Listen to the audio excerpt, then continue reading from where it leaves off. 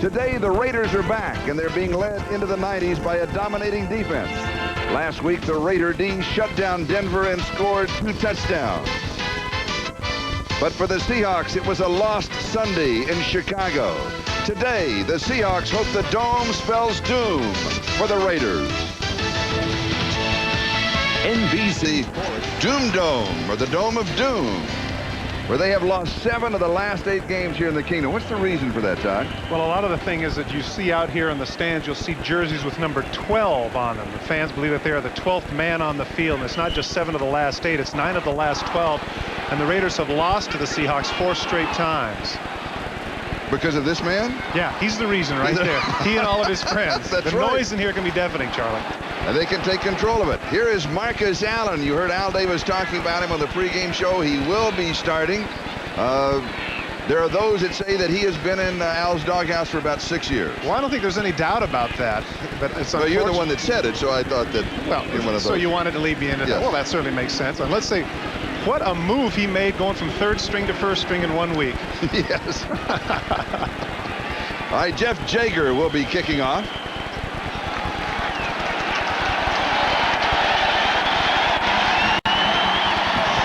And we are underway. Here's Chris Warren. And he returns for the Seattle Seahawks. 20 yards on the return. Seattle's offense, their offensive line, they really have their work cut out for them trying to keep Howie Long and Greg Townsend out of the backfield. Backs and receivers.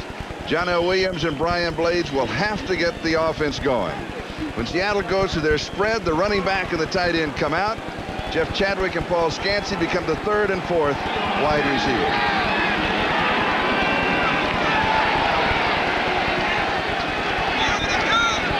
As opposed to last week when they went right to the spread, they're going to a 2-back offense. They're hoping to control the ball a little bit more this game than they did last week against Chicago.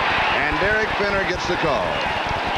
And the defense that has dominated thus far in this early season for the Raiders is there. Their front 7, outstanding last week against Denver, completely destroying the timing of John Elway. They never let him out of the pocket. Now, when the Raiders go to their nickel, Bob Golick and 2 linebackers will come out. Bill Pacella comes in as a pass rusher. Terry McDaniel and Torin Dorn join a secondary that will play 50% man coverage, more than any other team in the NFL.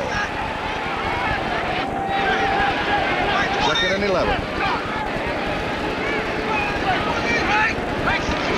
Seattle from their own 20-yard line. And it's not there for John L. Williams. Golick and Davis. Charlie, one of the things that the Raiders want to do right off the bat is to make sure that the crowd does not get in the game. 2 running plays have gone absolutely nowhere. The interior line of the Raiders is waiting for that, and if they can make them go 3 downs and punt, that bodes well for the Raiders. 3rd and 11.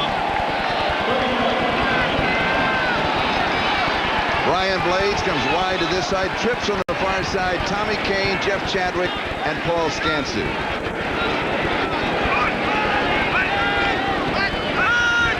Kane, the motion man. Craig has pressure, steps out, and he is decked at the 17-yard line.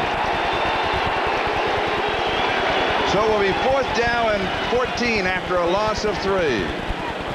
Greg Townsend got him. That actually wasn't that bad of protection, but he just ran out of time. There was great coverage in the secondary by the Raiders. That was quite a hit he took going the other direction. There's nothing like getting hit when you can't see it. 260-pound man like Townsend who runs a 4.6. And Rick Donnelly will be kicking. And Tim Brown is the return man.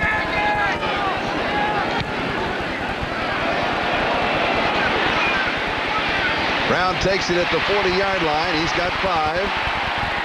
And about 8, and there's a flag down. 42 yards in the kick, 9 yards on the return. Chadwick was there for Seattle. I think a lot of people are waiting with bated breath as to see whether or not Tim Brown is back to full strength. In his rookie year, he was a Pro Bowl returner, possibly the best the game had to offer. And then last year, he had a knee surgery against San Diego that ended his season prematurely. Illegal block, number 41, on the return, 1st down. Napoleon McCallum. Go ahead. Well, it's just the fact that here in the case of McCallum, you see that, you know, he's been too busy on the ship. He got a little confused. But Tim Brown, they want to know if he's back to full strength, and from all indications, they say that he's got his full speed back and his maneuverability. Raiders first down from their own 35.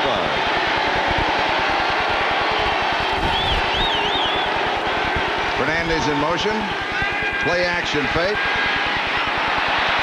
And it is complete, and it's Marcus Allen. 36-yard line of Seattle. Well, 29 yards. Marcus just came out of the backfield, Charlie, in that situation, ran what they call a swing route.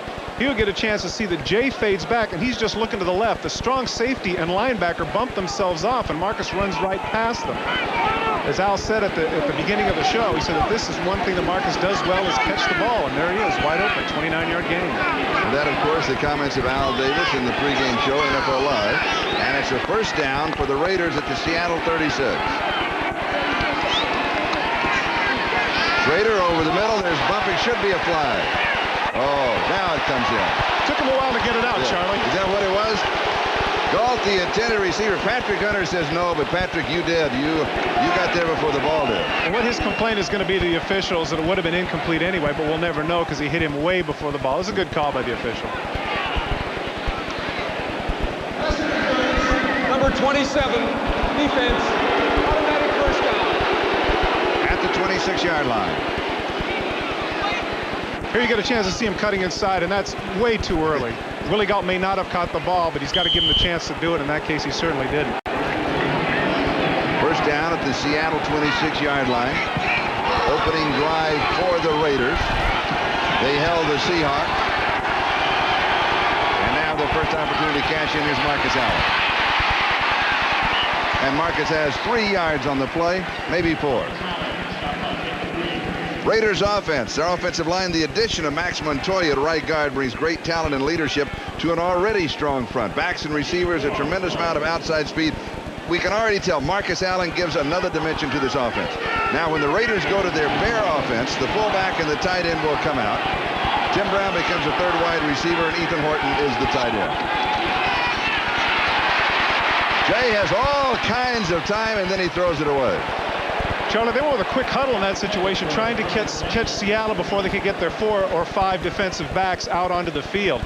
He had a quick slant to Mervin Fernandez, but they rolled up the secondary, and as a result, they couldn't get the play. Seattle's defense, front 7. Today they'll feature for the first time their #1 draft choice, Cortez Kennedy, starting at defensive tackle. When they go to their nickel, Tony Woods and 2 linebackers will come out.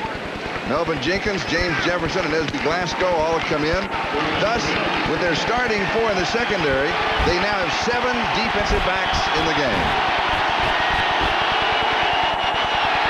And Charlie, the 3 rookies that they start on defense, that's the most rookie starters in the NFL for any team.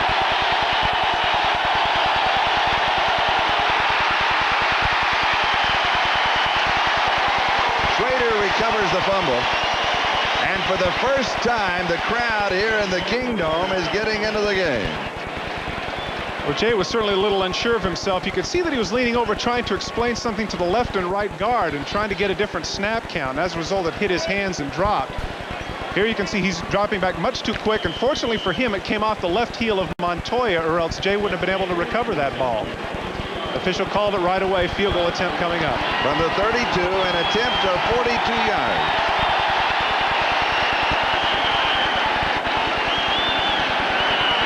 And we've got whistles and flags.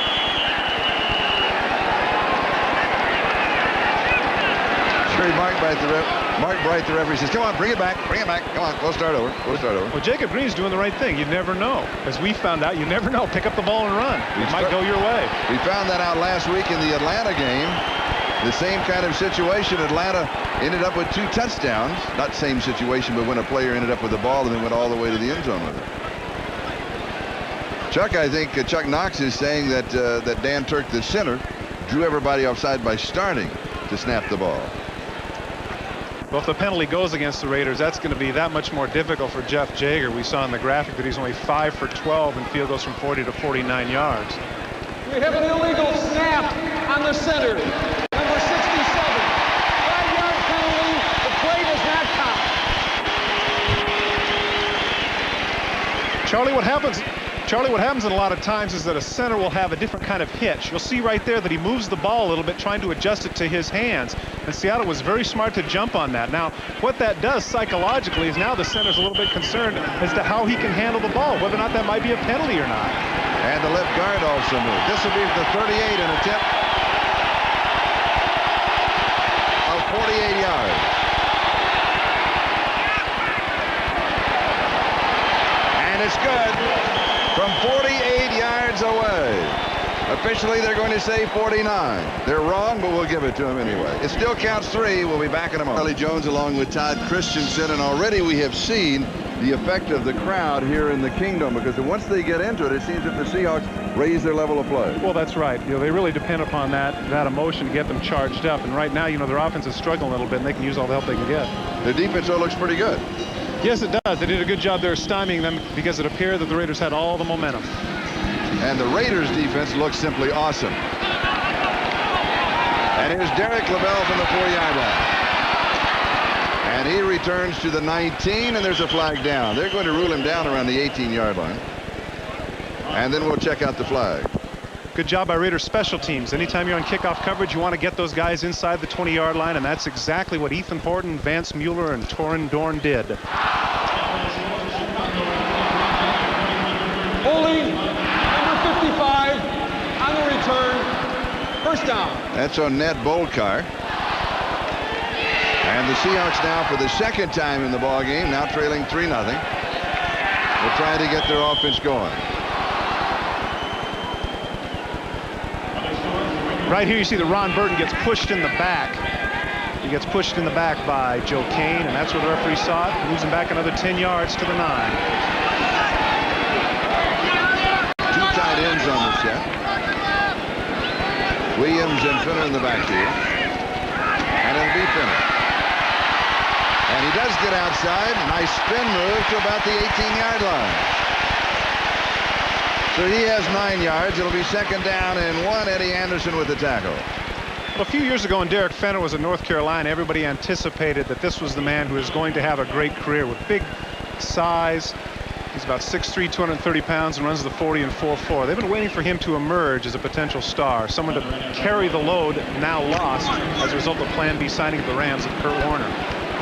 And with Kurt Warner and, of course, the retirement of Steve Largent, a big part of the offense is no longer here for Seattle. A lot of people trying to pick up the slack. And here's Finner again. This time he comes inside, and he'll pick up the first down. He gets 3 yards to the 21. And Tom Benson makes the tackle.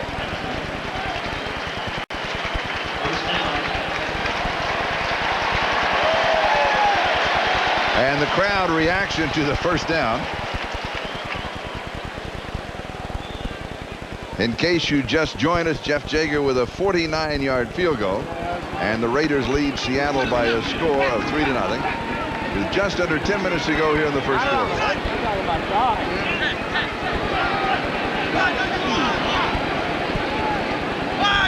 Tommy Kane is a flanker on the left side, a little play action. And the swing pass out of the backfield to John L. Williams. What a hit Brian Blades put on Ricky Ellison to free John L. Williams in the flat. That was some block that he put on Ricky. Normally you don't think of wide receivers as being big blockers, but he put a big hit. You'll get a chance to see it here on the left of your screen. Play action fake now as a result of the 3 straight running plays. Craig looks in the flat, and there's John L. Now you'll see Ricky Ellison in pursuit. He doesn't see Brian Blades. Bang! Right there. Down he goes. Sweet feet by John L. Gets him a few more yards. Jerry Robinson then with a tackle, gain of 9, second down and 1. Finner and Williams in the backfield. And here's John L. for the first down. 4 yards to the 34-yard line. Let's check the 10-minute ticker. Well, Miami defeated Buffalo. Buffalo had won 6 straight going into that game. Detroit stops Atlanta's momentum with a 7-point victory in the battle of the run and shoots. And Chicago wins a big one over Green Bay by the count of 31-13. The Jets are showing that they're for real after almost taking Cincinnati to the end and almost defeating them last week. They beat Cleveland by 3. And Jim Everett throws for 4 touchdowns in the Ram victory. New England wins in Phoenix with a surprise upset over Philadelphia, now 0-2. Early scores there that you see. And here the Raiders lead the Seahawks by a score of 3-0. John Elway on a counter to the left side, and he pops open, and he's got 4 yards. Eddie Anderson with the tackle. You know, this doesn't look too terribly exciting, but right now this is exactly what Seattle wants to do. 2-3 plays and getting a first down. If they can come up 2nd and 5, 2nd and 4, they're going to be in good shape because that's going to give them a lot more momentum, and they don't have to be as predictable as they were last week against the Bears. And this is what they do and have done so well over the years under this man, Chuck Knox. Yeah, that's right. The nickname is, as you and I both know, was Ground Chuck. I don't know if the evolution to Air Charles is going quite so smoothly to you. It didn't last week. And they like it extra lean. Well, I tell you, speaking of extra lean, their head coach is. He lost 63 pounds in the offseason. He's going to lose a couple of yards.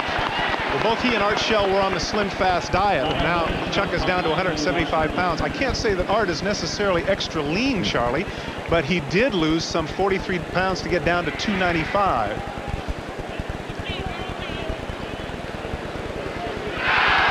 Great run support here by Lionel Washington as he sees right away that it's a run. He comes up, that's what you call the ankle tackle on Jonah Williams, and Lionel's plenty excited about it.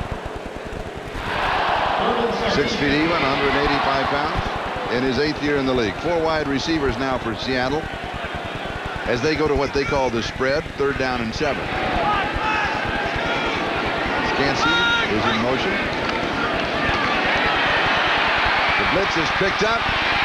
Drags her downfield. Brian Blades holds on to it as he is really nailed by Lionel Washington. Now, a flag came flying just as the pass was made. If the play stands, it's enough for the first down. They needed 7. They got 11.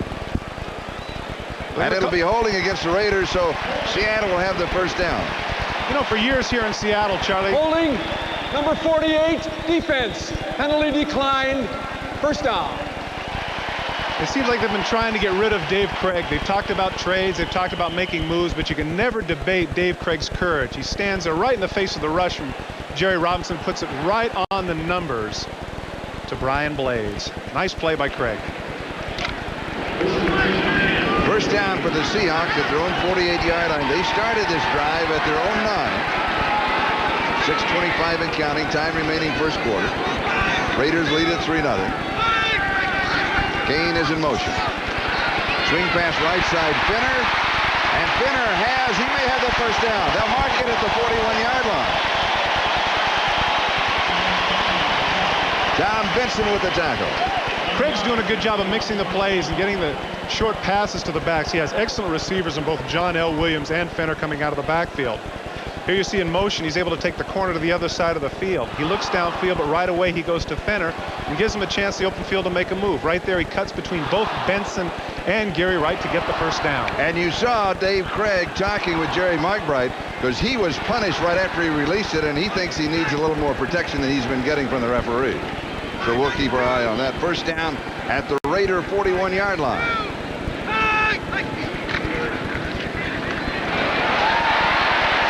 Finner, and a flag is down. The play will go to the 37-yard line if it stands. Lionel Washington with the tackle. They're going to call holding. Jerry called it right away. He saw it in the middle of the pile. I believe it was Brian Millard. Holding, number 54, offense. First down. That's the center, Grant Fiesel. But he's next to Brian Millard. Yeah, good point. That was close. That's a big center, too. 6'7" tall. 2 for 15 and 3 for 29, and we're not quite 10 minutes into the ballgame.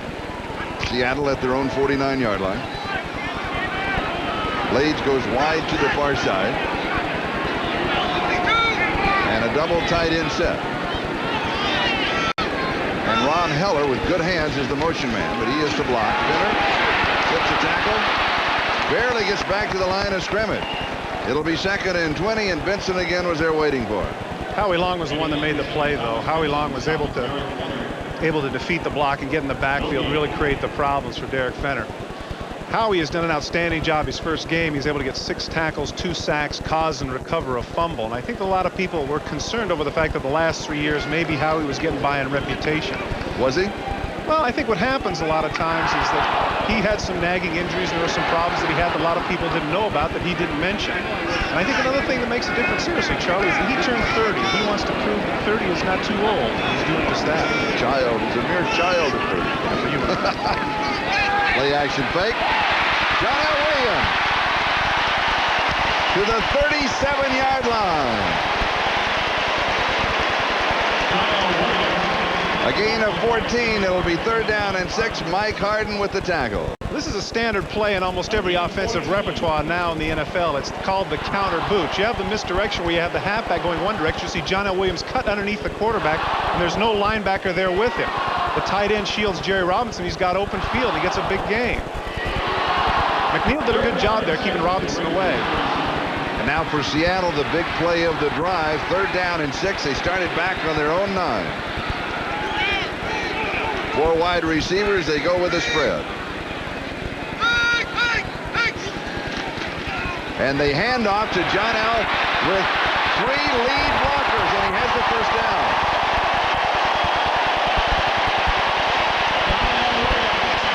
Chuck Knox is no longer predictable. No, that was a play where they're in their spread formation and they had their tight end Travis McNeil come in and wham the defensive end. Here you get a chance to see right at the top of your screen. You're going to get a chance to see Travis McNeil just whack Scott Davis. And right there you got the 2 men leading out front, and John L's got a lot of real estate. Good blocks out there by Millard that allow him to get the gain in the 1st down.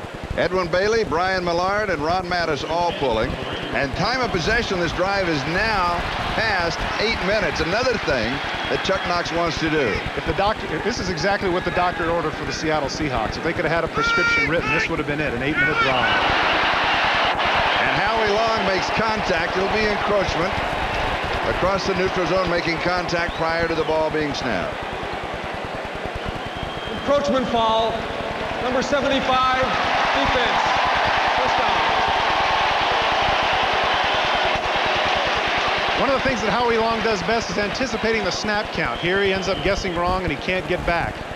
But that's the kind of play that defensive coaches like, strangely enough. They say that that's an aggressive play because for every offsides Howie gets, he feels like he's going to get 1 or 2 tackles for loss. This is the 12th play of the drive.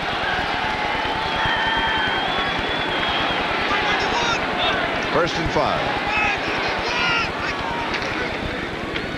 Here is Finner. He makes a couple of good moves as he gets to the hole. He picks up 4 to the 18. Harden with the tackle. And it'll be 2nd down and 1. Interesting. 2nd and 1, 18-yard line. Do you go to the end zone here? No, I don't think so. Oh boy, I hate being cliche, but I got to bring it up. Old Bum Phillips said you dance with who brung you, and so far the running game and conservative short passes is what's got him there. We'll have a cliche fest later on, okay? Oh yeah, we're off to a good start. Craig in the drive, 4 for 4 for 45 yards. Here is John L. And that dance card was full. Thomas Benson, good play. Made him right in the hole. And it'll be 3rd down and still a yard to go for the 1st down.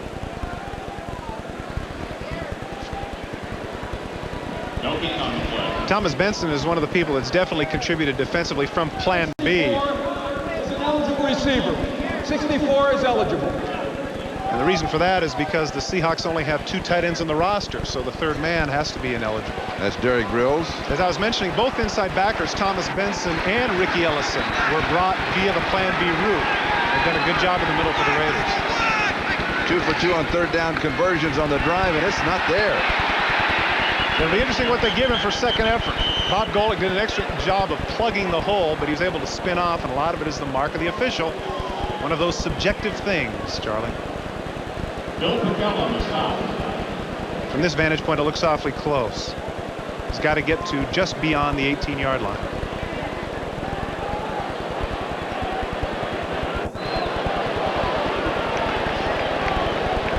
You know, we're talking about play. I don't think so. You don't think they got it? No. You?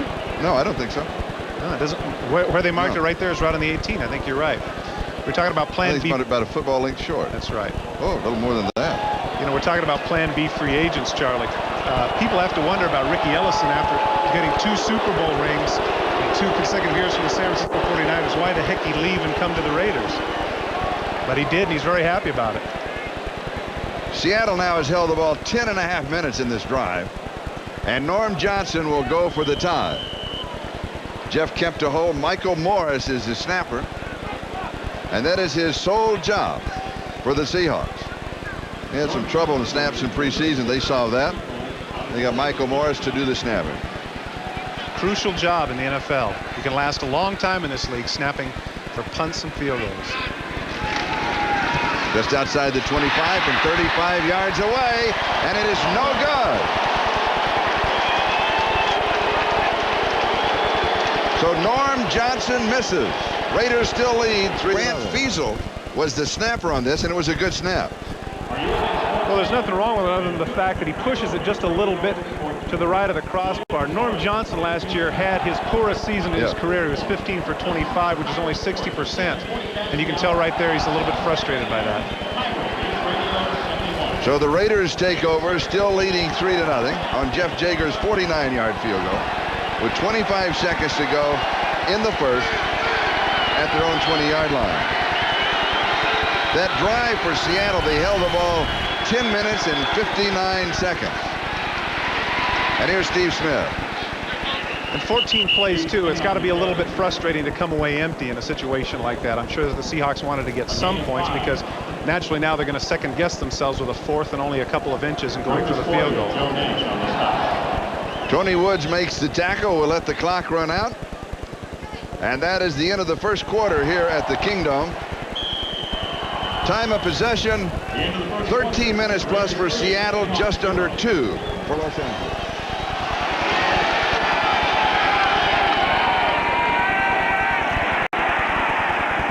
Marcus Allen carrying, 2nd and 5 from the 25. He picks up a couple of yards to the 27. And it'll be 3rd down and 3. First quarter time of possession.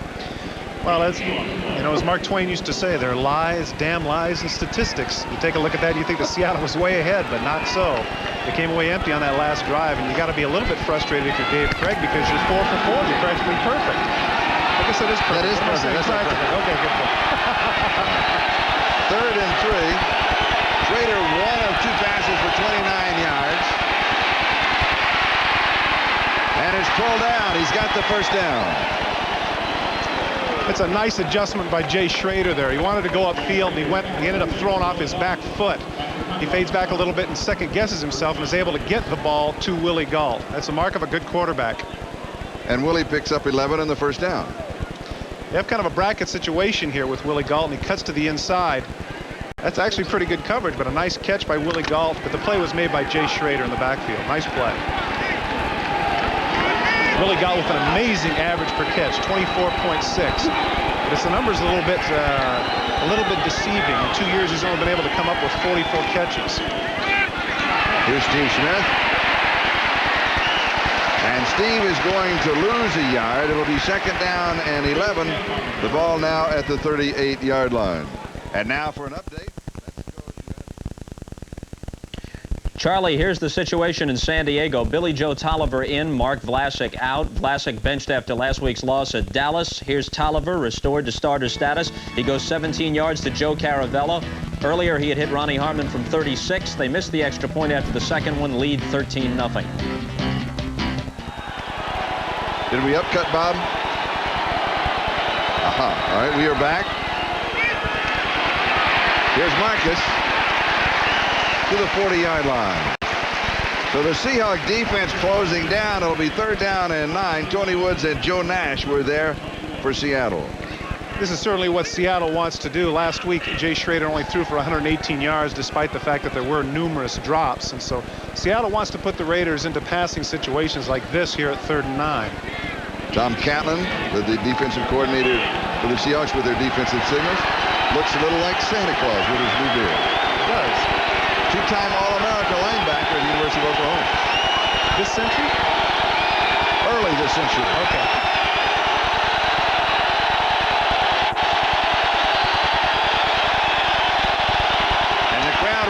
Marcus with the draw. Two would-be tacklers. A flag is down. He has stopped way short of the first down. Robert Blackman, the rookie from Baylor, the number 2 draft choice, was there for Seattle. Tony Woods got in there very fast. In fact, a little bit too quick, it appeared from my vantage point. I think that they might call him from offsides.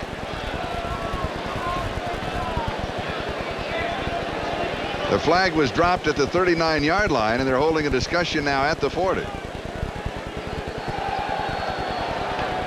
We have a false start on the offense. The play does not count. 5-yard penalty, third down. False start is an automatic call. Doesn't make any difference whether the whistle was blown or not. If they call that at the time, then the play is nullified. The play never did happen. And it's an automatic penalty. You cannot refuse a penalty. And so you mark out the 5 yards, and they'll get the third down over. This time, it will be third down and 14. Well, Rory Graves did flinch a little bit, but it appeared to me that Tony Woods was at least definitely encroaching. There's some leaning back, yes. Both of the tackles were rocking back a little. He was legitimate. Yep. He was quick. Third and 14. Notice how the line, they're passing it on. Going to an audible at the line of scrimmage. Against the noise here, they have to pass it on. Jay told us he was worried about that. He's going to go for it. He'll go out of bounds. 40-yard line. He gets 5. It'll be fourth down and 9. Harper was chasing him. Good secondary coverage by the Seahawks. They had everybody covered.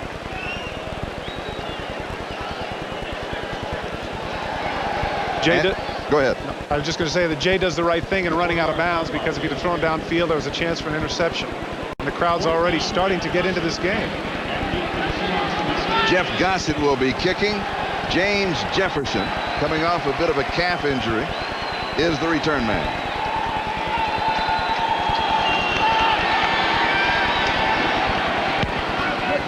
Good kick. And it goes out of bounds. Let's see where they mark it.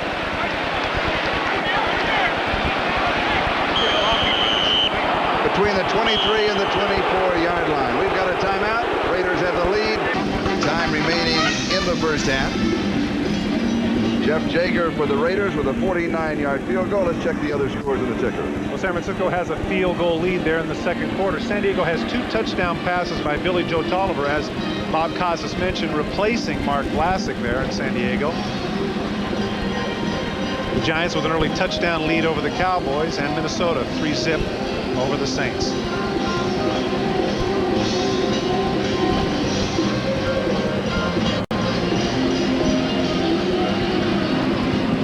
And here the score: the Los Angeles Raiders 3, the Seattle Seahawks nothing. Jeff Jager with a 49-yard field goal.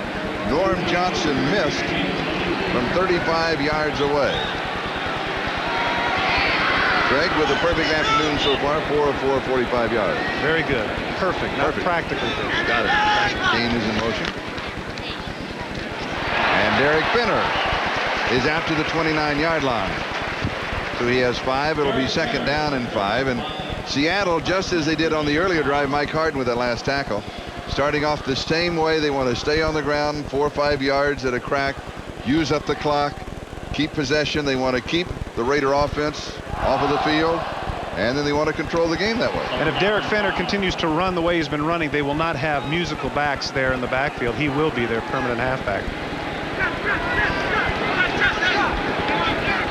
He could go from third string to first string in 1 week. Yes, he can. John L. Williams.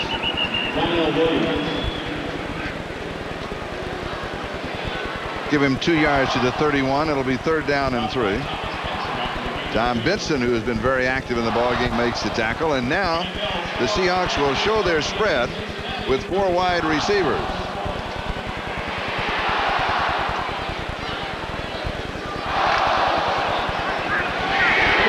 They gained only 42 yards in the spread last week, 23 plays. Now they had a total of only 44 plays in that ballgame. They used the spread half the time, and as everyone knows, it was not successful. Well, as one columnist here in Seattle put it, they called it the gun and groan. First down to Brian Blade. Well, in this case, you're going to call it with a gun and cheer. You get a chance to take a 3-step drop to avoid the pass rush. That's one of the things that Dave Krieg told us that he had to do, was to take quick drops. Here we'll see Brian Blades looks to the inside, a little out move, cuts inside of Lionel Washington, and Lionel gets picked. Brian Blades wide open in the middle of the field, makes a couple of yards after the catch. It's imperative for Dave Krieg to be able to do that because the pass rush of the Raiders was something that was formidable last week. They want to keep them from pinning the ears back and coming on 7-step drops, hence the reason why Dave Krieg is taking 3- and 5-step drops to get the ball off quicker. 16 yards to the 47-yard line. Blades said that last week the timing was not there. Here apparently, so far at least, it is. Comeback by Tommy Kaye. The Raiders 39-yard line. 14 yards and a first down. And now let's go to NFL Live and Bob Costas.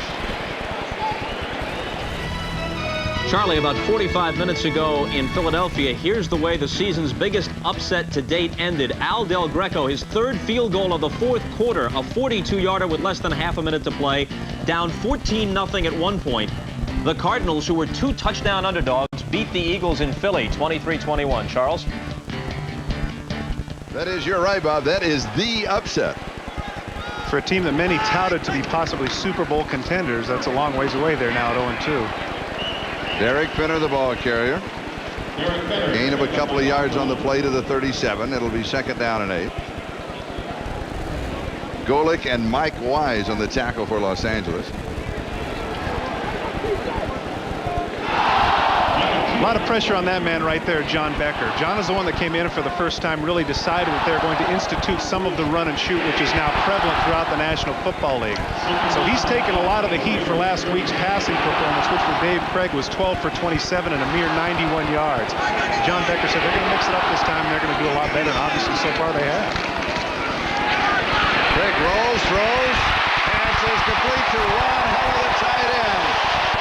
First down inside the 50. Well, Ron Heller is a terrific story, Charlie. He's now utilized Plan B twice. The first time he left the San Francisco 49ers to go to the Atlanta Falcons. Then he went from the Falcons now to the Seahawks. And this man, Charlie, Ron Heller, is from Clark Fork, Idaho, population 449. And the only reason I mention that is because of the fact that the youngsters that are watching at home have to say to themselves, hey, just because I'm in a small town doesn't mean I can't make the National Football League. 14-yard line.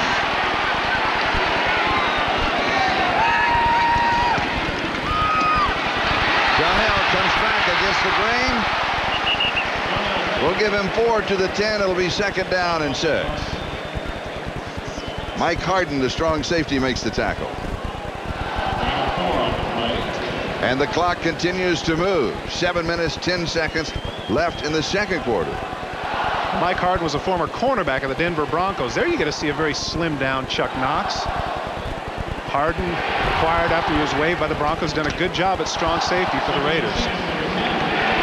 8th play of the drive, 2nd and 6. Tommy Kane wide to the far side. Blades is wide to the near side.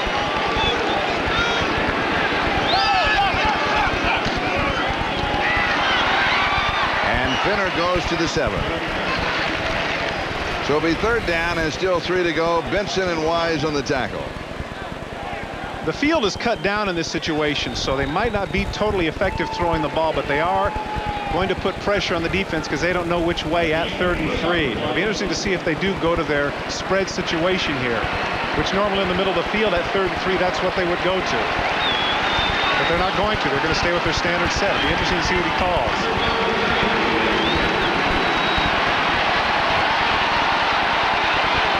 Blades to the right side, Kane to the near side, 3rd down 3.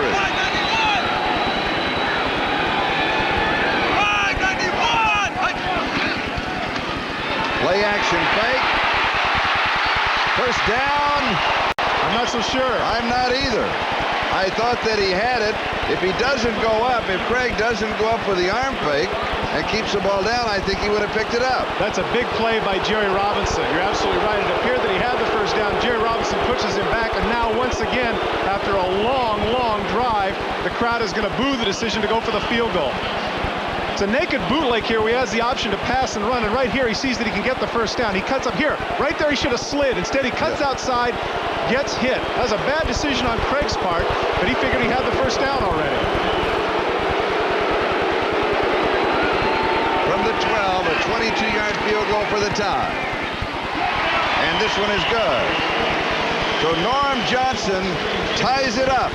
3-3. We're back with 5 minutes and 8 seconds to go in the first half in a very quick ball game. Norm Johnson, who just kicked the 22-yard field goal to tie it up, will be kicking off with Jamie Holland and Ron Brown. The deep backs on the return, and you got a quick look at the ticker before the kicker. What inning is that Minnesota-New Orleans game in?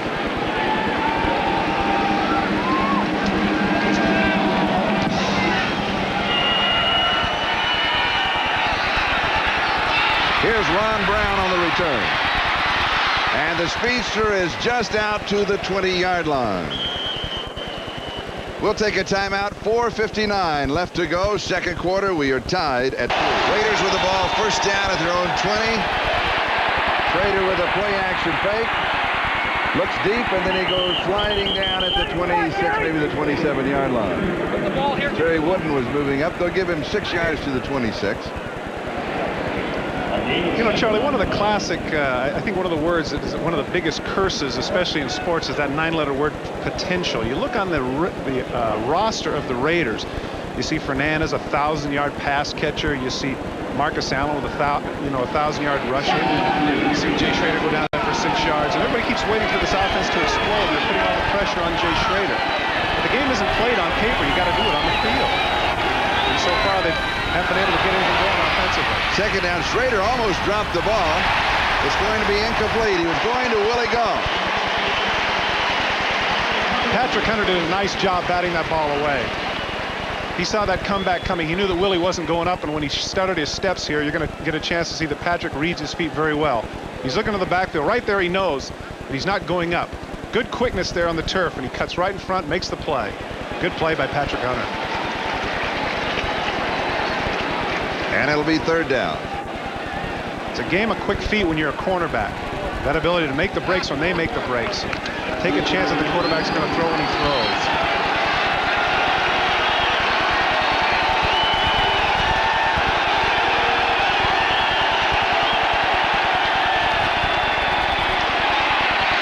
Here's Greg Bell. And Bell slips through for the first down. Big first down for the Raiders. Greg Bell's statistics are impressive over the last 2 years. In that period of time, he has rushed for over 2,300 yards and an NFL high 31 touchdowns. And that's something that I think Al had in mind when he signed him away, or rather traded for him from the Rams. Greg Bell, at 5'10", 210 pounds, a durable back, someone that you can count on time in and time out. But he needs some playing time to be effective, as does Marcus. That's the reason why musical backs doesn't seem to make much sense. And he picks up 10. Schrader goes deep, has a man open behind the secondary. And it's Willie Gault. Gault had a couple of steps on Patrick Hunter. 45 yards. Well, that's a case where Willie Gault's speed and Patrick Hunter guessing wrong. He cuts inside right here. He thinks it's a slant, and Willie Gault is just too fast for Patrick Hunter. Now, Willie Gault right here makes sure that he doesn't drop it. Right there, he might have been able to catch it in stride in his hands, but he decides to have his body cushion it. So as you looked at that and you said to yourself, gee, why didn't Willie Gault catch that in stride and run? The reason is with the dive, he's able to cushion the ball with his body and assure himself of making the catch. And a first down at the Seattle 17-yard line. Flags are down. Schrader has a free play. It's intercepted, but Seattle was offside. Como has the interception. They're going to call it back.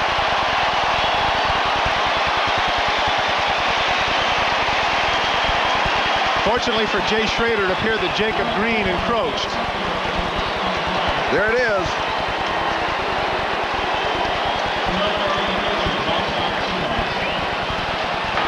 Offside. Number 79, defense. First down. Jacob Green. Trying to anticipate the count a little bit right here. You can see Jacob right there at the far left of your screen jump off clearly off sides. fortunately for the Raiders. So the ball goes to the 12-yard line, and it's 1st down and 5.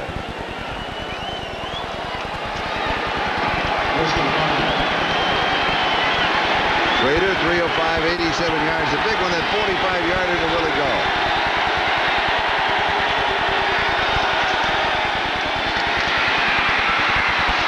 Greg Bell. Stopped by Eugene Robinson and Derek. As we're creeping up on the 2-minute mark, Eugene Robinson, the free safety, made the tackle. He told us yesterday, you can intimidate speed, and you do it by hitting. 2-minute warning. We are tied at 3. We'll be on. The Raiders will go with 3 tight ends. Number 64, Todd Pete, a guard, will be the 3rd tight end. He becomes an eligible receiver. Why 3 tight ends, 1st and goal at the 5? I don't think that makes much sense, Charlie. And right there, Jay Schrader agrees. He's gonna go over and talk it over with Art and Terry. All right, that gives us an opportunity to talk it over. First charge timeout to the Raiders. We are tied 3-3. Here is Greg Bell. 1st and goal at the 5, and he has a yard.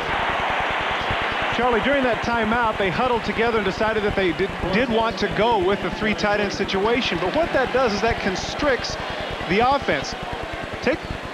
Take a look right here. It jams everything up. And Greg Bell has to cut to the outside, and there's no place to go. They shut him off there. And if they're able to spread it out a little bit, then they're going to give him a few more gaps to move with, because it's already constricted enough as it is on the 5-yard line. And number 96, the rookie from Miami, Cortez Kennedy, was there to kind of fold over everybody. And it's 2nd down and goal to go.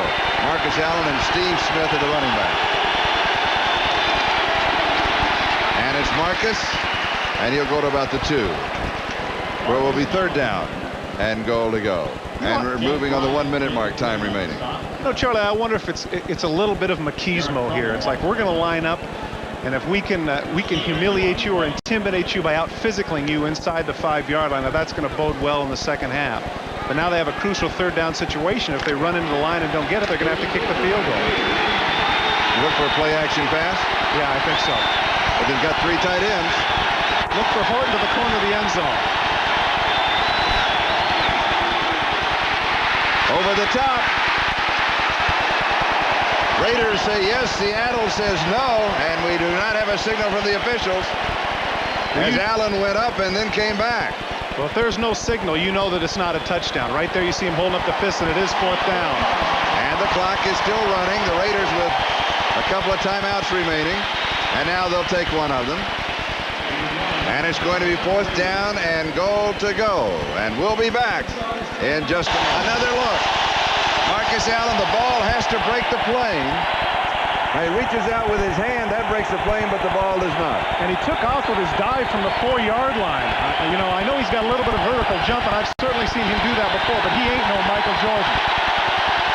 4th and goal, half a yard out. I would imagine they do the same thing. They gain nearly 2 yards on that one, and all they have to make here is about 10 inches. My guess is they're going to try the exact same thing. Say, we're coming, try and stop us. You got to love it, though, all or nothing.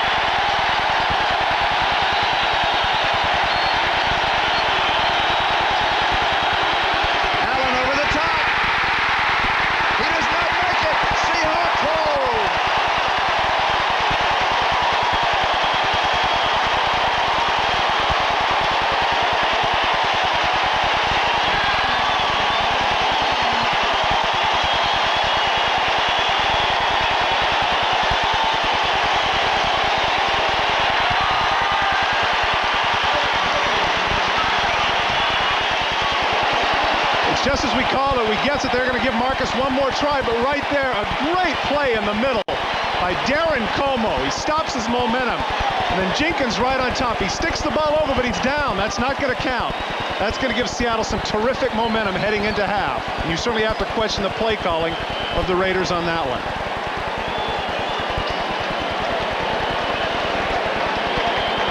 And there's Darren Como. And has made the play of the afternoon for Seattle. You know, Charlie, my guess is somewhere around the 5-yard line when they had their 3 tight ends, they just said, we can get it in on 4 tries. Here we get a chance to see Como right at the same time as Marcus meets him right in midair. And And Jenkins falls on top of him to assure the fact that he's not going to get over the goal line. Right there you see he's down, and he sticks the ball over, but that's too late. His momentum has already been stopped. Good call by the official. 5 seconds left to go in the first half. Seattle has to be careful they don't get a safety, so they just kind of scrunch it. It's a short snap, and time runs out in the first half. We are tied at 3-3 here in the Kingdome. Let's go across the country to NFL Live and Bob Costas. Bob?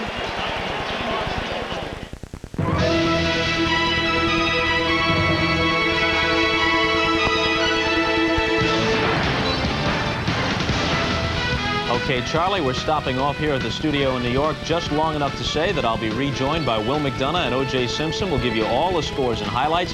But first, a bit of business to take care of. So we'll step aside and come back. And these are all finals, which we'll give you at the start here in Miami at Joe Robbie Stadium. Don Shula's Dolphins take their record to 2-0. First time they've opened with victories in their first 2 games since '84. 2 one-yard touchdown runs by Sammy Smith. They beat Buffalo easily 30-7. Jerry Glanville, a former Lion assistant, returns to Detroit, but at the Pontiac Silverdome, it was Rodney Peete and Barry Sanders who did the job. Peete with 2 touchdown passes, Sanders with this jitterbugging 17-yard scoring run. Detroit wins it at home, 21-14. Both these clubs are 1-1. Anthony Dilweg, the NFC's Offensive Player of the Week a week ago in the Green Bay win over the Rams, couldn't get it done against Chicago. Jim Harbaugh did for the Bears, hit Ron Morris with his 40-yarder. Neil Anderson scored 2 touchdowns. Bears win 31-13. Bruce Coslett denied victory last week in Cincinnati when the Jets came close. Did get the win today. Big day for the veteran. Freeman McNeil catches this pass from Ken O'Brien and zigzags his way through everybody just about. Pushed out at the 1. Brad Baxter scored on the next play. Browns rallied late, but the Jets hung on and won at home. 24-21, both clubs 1-1. After losing to Green Bay last week, John Robinson saw his team jump all over Tampa Bay today. 4 touchdown passes for Jim Everett, 2 of them to this man, Robert Del Pino. The defenders go down. Del Pino stays up. Testaverde, a bad day. Bobby Humphrey took an interception back for a touchdown against him. Now we move on to the Hoosier Dome, dubbed the House of Frustration, because it's been nothing but pain for Colt fans. Jeff George was intercepted 4 times today. Here's one of them. Ronnie Lepet picks it off. George, disgusted, did throw a touchdown pass late, but it wasn't enough. Patriots win by 2. Do you believe this? Less than 30 seconds to go. Al Del Greco, bingo from 42 yards out. Joe Bugle celebrates. His Cardinals, a 2-touchdown underdog, come from behind after trailing 14-0. Del Greco kicks 3 field goals in the 4th quarter.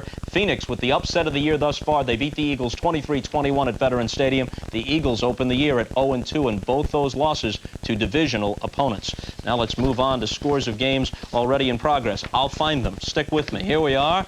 There's Phoenix, Philadelphia. That's the last one. That brings us to Raiders, Seattle, the game you're watching, which is tied at 3 at halftime. San Francisco with Montana hitting both Rice and Taylor for touchdowns in front late in the 2nd quarter at Candlestick, 17-3. Cincinnati playing at San Diego. The Chargers switch from Mark Vlasic to Billy Joe Tolliver at quarterback. Tolliver throws 2 touchdown passes in the first half. Here's a look at the first one. Ronnie Harmon, the former Buffalo Bill who left Buffalo, and it was good riddance as far as the Bills were concerned. Harmon trying to carve out a niche in San Diego, makes the catch, and look at this terrific run. It covers 36 yards for the touchdown, and San Diego leads 7-0. Then it's Joe Caravello catching this one. They missed the extra point. They led 13-0. Cincinnati later got a touchdown, Esiason 10 yards to James Brooks, and when Jim Breach kicked the extra point, it meant he had scored at least 1 point in 151 consecutive games. That ties the NFL record held by Minnesota's former kicker, Fred Cox. The Giants are playing in Dallas. Phil Simms has a 4-yard touchdown run. Otis Anderson, the ageless one, went over from a yard out. Alexander Wright, a 90-yard kickoff return for a touchdown following the 2nd Giant TD. That accounts for the Dallas scoring, but the boys trail at home 14-7. And Minnesota has the lead over New Orleans. Morton Anderson just kicked a Saint field goal, so they're on the board. The score there is 8-3. John Fourcade was shaken up. Earlier, he had been sacked for a safety. He was shaken up after that and replaced by the former Viking Tommy Kramer, at least temporarily. So Kramer in at quarterback against his old mates. O.J., your impression of this first half with the Raiders and Seahawks even up at 3. Well, first, I disagree with Todd Christensen. I thought it was a good call on the goal line that they went for the touchdown.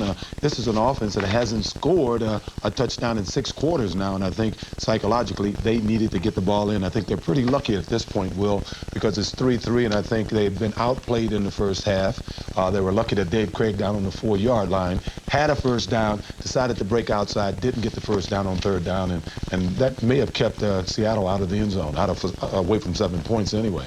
Bob, I think the only time you don't go for it down there is at this point in the game. I mean, when you're late in the game and you get a chance to win the ball game and you're down the 6-inch line, that's when you kick the field goal and win the game. At this point, for the sake of your own team, you got to try to get the touchdown and forget the field goal. So I think it was a good call, even though they didn't make it. You know, I remember a play around 1976. Might have been the NFC Championship game. It was late in the playoffs, and Chuck Knox was the coach of the Los Angeles Rams. Tom Dempsey was his field goal kicker. Great long kicker, bad on the short ones. He'd missed a bunch of extra points that year. They were down at the 1-yard line, in effect an extra point kind of kick in a 4th down situation early in the game in Minnesota on an icy field, and Pat Hayden is his quarterback. You got to figure they're not going to get that many chances to score a touchdown in this game. They'll be in field goal position by accident a lot with change of possession and whatnot.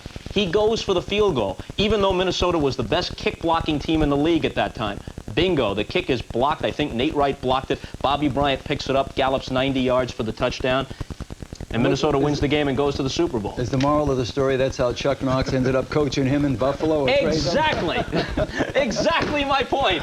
The moral is if you got a chance to go for it, unless a field goal wins the game, go for the darn thing. Yeah, and in this case, this is an offense that sorely needs to know that they can score touchdowns. Once again, it's last week they didn't score at all, even though they won 14-0. And this week, it's 2 quarters now they haven't scored. Real quick, Will. Okay, Lansford's going to kick a field goal for the Rams, and John Robinson, usually very conservative, decides to fake it from the 1-yard line and goes for it, and they don't make it.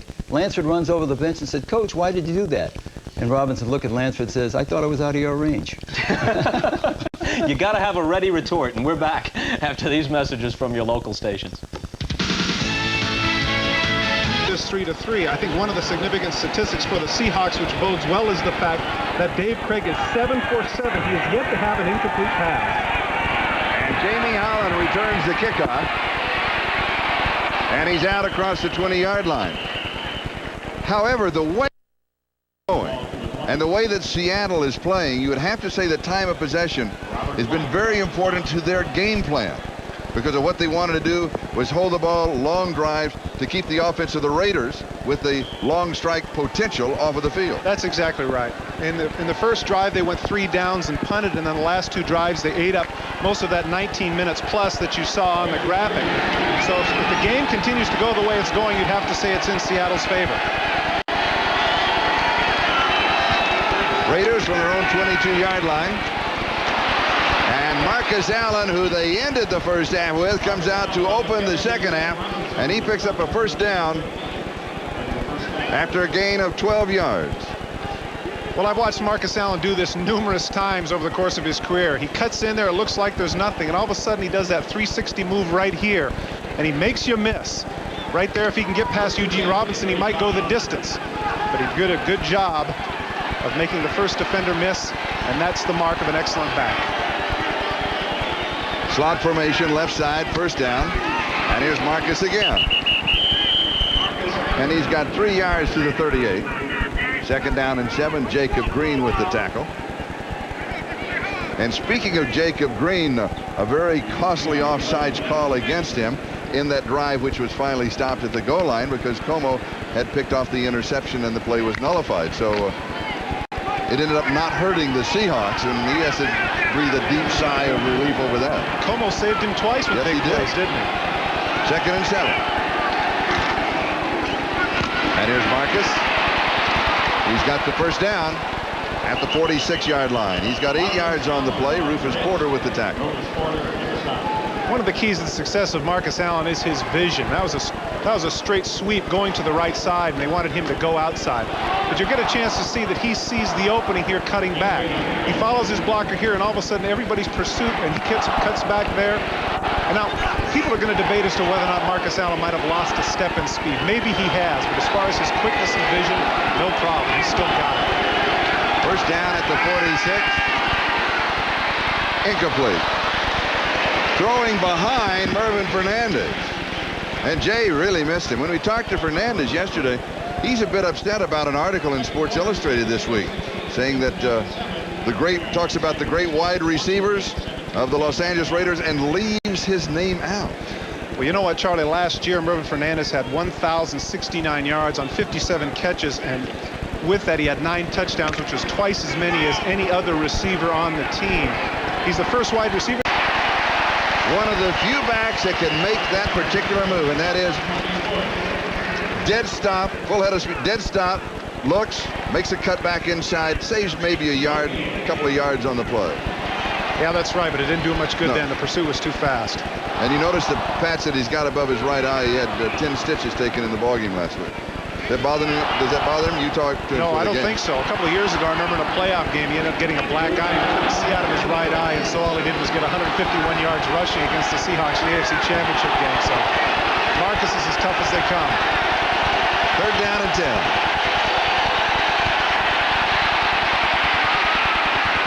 Incomplete. Important, the intended receiver, Glasgow, had the coverage. And so this time the Seattle defense stops the run and then shuts down the pass. And Jeff Gossett will be kicking to James Jefferson. One of the problems with all that speed that they have, Charlie, is right now they don't have a go-to guy, a receiver who is what you would call a possession receiver, the guy to go to when it's 3rd and 5 or 3rd and 6 or 3rd and 7. They have a lot of speed, but they don't have that go-to guy. And that's hurt their passing game. And Jefferson, it bounces off him and the goal goes out of bounds. And so Seattle will take over. We've got a timeout and a tie game at 3-3. Mike Dial was down too quickly, and so the Raiders, with a 5-yard penalty, got to kick it over. And this one was good for 48 yards. Elvis Patterson was down very quickly for the Raiders, and so the Seahawks will take over at their own 10 or 11 yard line. Let's see where they spot it. They end up losing 11 yards on that exchange. They would have had it at the 22, and now it will be at the 11. Yeah, but you know Jeff Gossett is happy because that helped his average. Yes. Don't think those punters don't keep track of that stuff. Plus, it's an inside the 20. It's a happy guy right there, 48-yarder, saying to himself, oh, yeah, you know, I angled it out there. I knew that was going to happen if I got a second chance. The clock is stopped now with 11 minutes and 59 seconds. Time remaining. We're in the 3rd quarter in a ball game that is tied at 3-3. Jeff Jager with a 49-yard field goal for the Raiders. Norm Johnson missed from 35 yards out and then hit from 22 yards out. That's the 3-3 tie. And now let's check the Hertz 10-minute ticker. Well, these are from the earlier scores. Miami is now undefeated at 2-0. Detroit evens its record at 1-1. And Chicago beats Green Bay at Green Bay's place by 18 points. Big win for the Bears, now also 2-0. The Jets are showing under Bruce Caza that they're for real by defeating the Browns by 3. And Jim Everett's 4 touchdown passes led them to a 3-touchdown victory over the Bucs. New England wins by 2, and Phoenix with a big upset of the day, leaving Buddy Ryan's Eagles now at 0-2. At halftime, San Francisco has a 10-point lead. San Diego leads the Bengals by 2 in the 2nd quarter. And the Giants with a touchdown lead at the half, and Minnesota 18-3 over New Orleans. That also a halftime score. How surprised are you that Phoenix beat Philadelphia?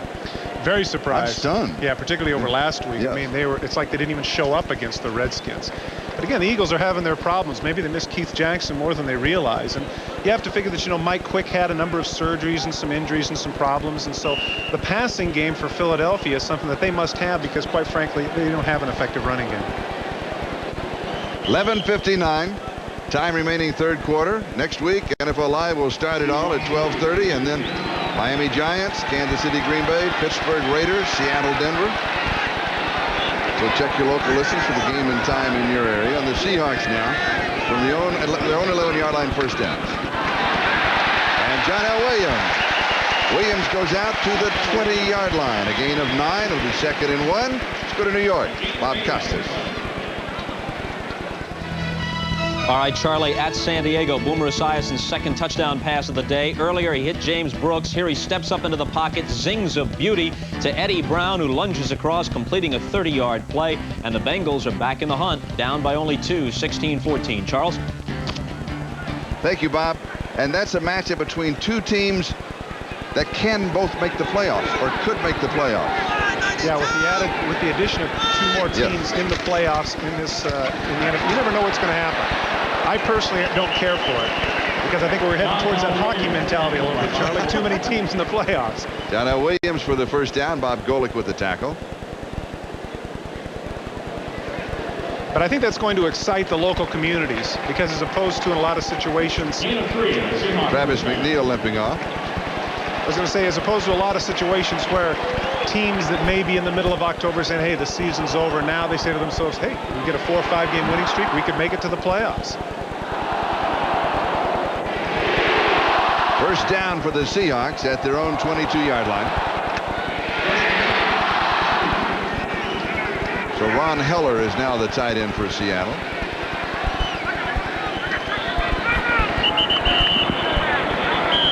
And Chadwick lined up in the backfield and then came wide to the near side, and the Seahawks were running out of time on the clock, and they take a timeout. We are tied at 3 through Seattle at their own 22-yard line. Craig in the ball game, 7 of 7 for 98 yards. And now 8 of 8. And Ron Heller, the tight end, is on the receiving end. And they're going to mark him out at the 33. It'll be a first down. Mike Harden was chasing us. Once again, Craig is staying with the conservative plays. Here you see he gets an outside release on Townsend, who lets him go, and he just runs into the flat. Mike Harden's playing back a little bit, but a little too far back. A little too much respect for the Clark Fork native speed, and as a result, he's able to tightrope up the sidelines and get the first down. I love that place, Clark Fork, Idaho. You've been there? No. Ski resort? But it looks good on the map. Northeast of Coeur d'Alene. Derek Finner. And he is back to the line of scrimmage, and that's just about all that he is going to get. Mike Harden is there, along with Greg Townsend.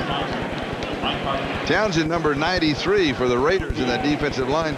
6'3". When we talked to him last night, we asked him, how much did he weigh? And he said, too much. That's right. Well, you know, he signed a new 2-year deal that'll pay him over $1 million a year, and he feels now he has the respect he deserves after leading the team in sacks over the last 4 seasons. His nickname is Town Sack.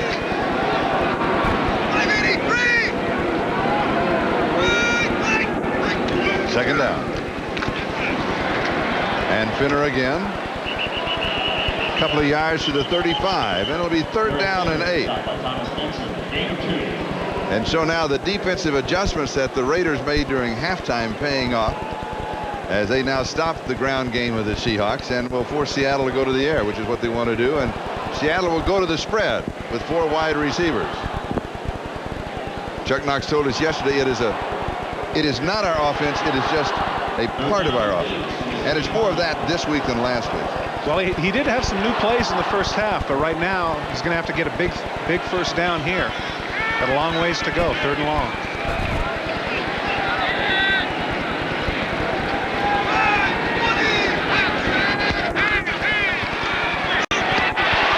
Complete to Chadwick, first down, 50-yard line, gain of 50. This is a great throw by Dave Craig. Chadwick runs a slant in, and you get a chance. Gary Lewis tries to cut across and bat it down, but he isn't able to do it. Lewis is playing a little bit of a zone here. He comes back here, and right there he sees it. He dives and can't quite get a hold of it. Great throw by Dave Craig. Craig, you can see he's having a perfect day. Look at this. Oh, yes. We got that 3rd down, sucker. That feels good. It feels good to be 9 for 9. 9 for 9. Doran with the reception. With the tackle. Charlie, we failed to mention a little bit earlier that Dave Craig has had some tremendous days against the Raiders. In the last 4 games alone, he's had 13 touchdown passes and only 3 interceptions. Here is Spinner. Craig is now 10 for 10, another first down. 37-yard line of Los Angeles. And that's what you want to get your running backs into. You want to get them into situations in the secondary where they can go one-on-one and make a guy miss. Here we'll see it's just a standard little flat route where he'll go out and turn around. Craig gets him the ball in the open spaces. He makes a cut inside of Mike Harden, and he's able to make the first down. Travis McNeil is back in the ballgame at tight end. You saw him limping earlier. First down at the Raiders 37. 6:58 and counting. Time remaining, third quarter. We are tied 3-3. And the reverse. He's got a chance. Brian Blade. Eddie Anderson with the tackle.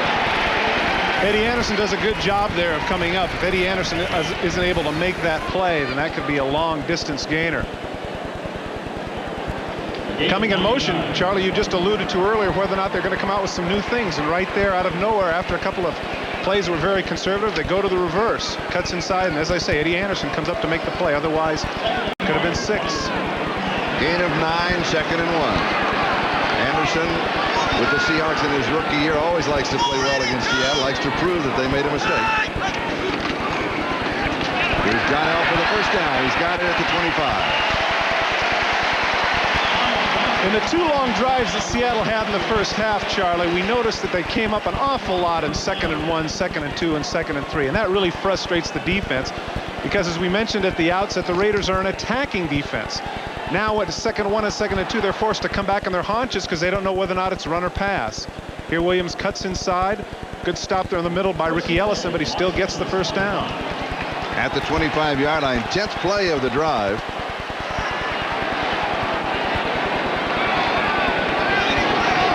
Craig on the day is still 10 for 10 through the air. And on the draw, John L. steps away. Little stiff arm, first down. Harden and Anderson finally stop him. One of the downsides of the attacking defense is the fact that you can over-pursue. This is a counter play that they give to John L. Williams, and they have everybody. It's a misdirection play, and you'll see some people that are going to run past it. Craig right there goes this way. Thomas Benson's the only one there. You see that the other linemen are going to the other side, and all of a sudden there's nothing but AstroTurf.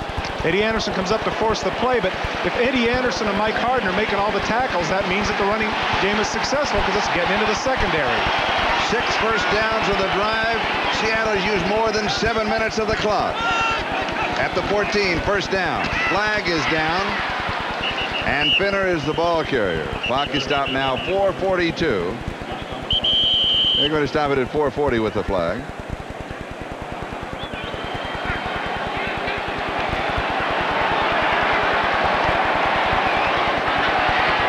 Offside, number 93, defense, lined up in the neutral zone. First down, timeout. That is Greg Townsend, who was called for the penalty, and Howie Long is down. And we have an injury timeout. And we'll break away. We are tied 3-3. We are back. Howie Long being assisted to the sideline. It is his right knee that they are looking at, and we will have a report for you. Back to play. 9-yard line, first down and 5 for Seattle.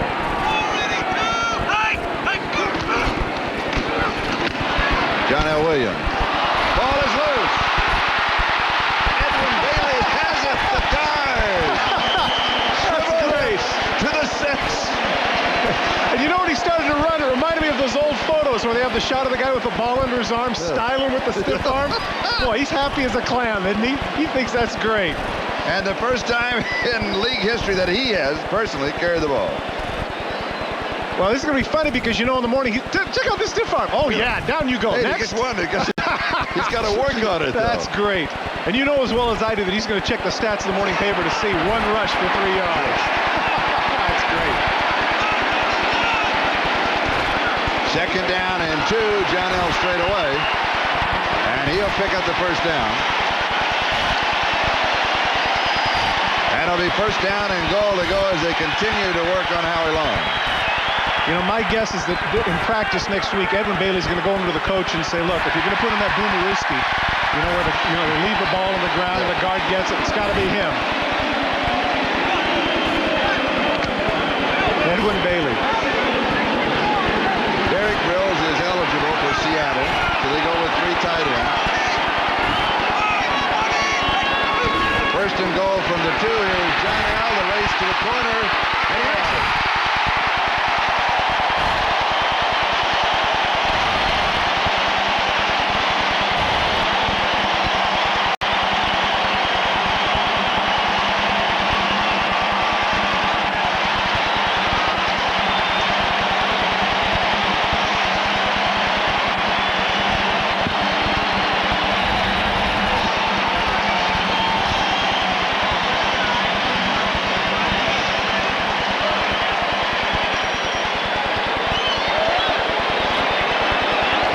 Scott Davis actually overran the play. That was a great move by John L. Williams to cut inside for the touchdown, but because it appeared from our vantage point that they had it stopped. Norm Johnson adds the point after, and are you ready for both ball clubs' first offensive touchdown of the year? Seattle. Standard sweep to the right side with 3 tight ends blocking. And actually, the Raiders do a good job of stringing it out. You'll see Scott Davis fight off the block of the tight end, but right there he overruns it, and John L. Williams is able to break through the arm tackle and score.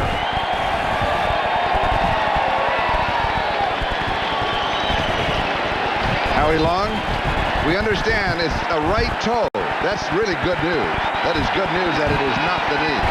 Norm Johnson kicks on, and Brown will down it in the end zone. We've got a timeout. We'll be back in a moment to the Kingdome. Husky Stadium, and it's in effect here at the Kingdome. As Greg Bell gets the call, and now let's check the Hertz 10-minute ticker. San Francisco still 10 points up in the third quarter. Both Boomer Esiason and Billy Joe Tolliver have thrown 2 touchdown passes apiece in the Cincinnati-San Diego game. The Giants are up by a touchdown, and Minnesota early in the third maintains its 15-point lead over the Saints. And here in the Kingdome, it is Seattle 10 and the Los Angeles Raiders 3. With 2:18 left in the third quarter. And now the countdown. Greg Bell is in motion. Trader to throw. And I think he just kind of caught the turf, which you can do, and he stumbled a bit as he went down. Well, he was looking downfield, but they had good coverage downfield, and as a result, he's forced to step up in the pocket. He's looking to his left, looking over for Willie Gault, but he's covered. Now he starts to cut up field right there, and sure enough, he does. Ooh, that's tough on your knee, too. That's tough. That's what AstroTurf will do sometimes. It'll just reach up and grab you. Jacob Green will be credited with the sack. He now has 99 and a half in his career. That's great. I always love to see guys on the north side of 30 do well. Third down and 7.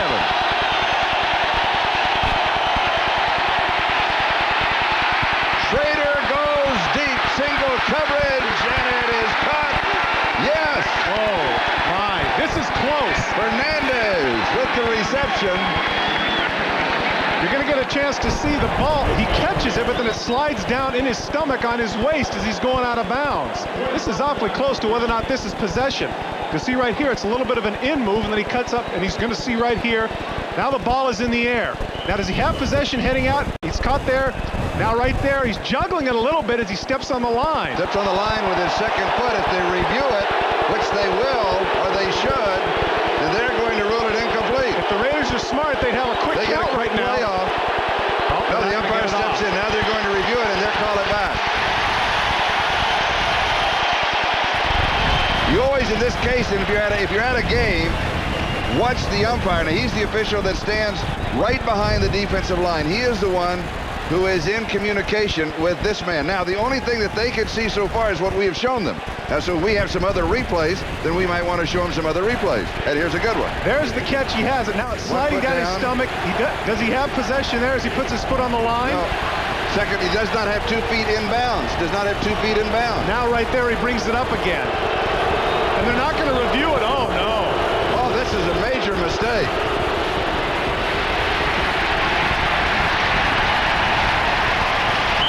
Why have instant replay? Well, in that case, what are we talking about? We're talking about 2 feet in bounds, and clearly he did not have 2 feet in bounds, even when he so-called had possession. Definitely a break for the Raiders on that one. Oh, yes.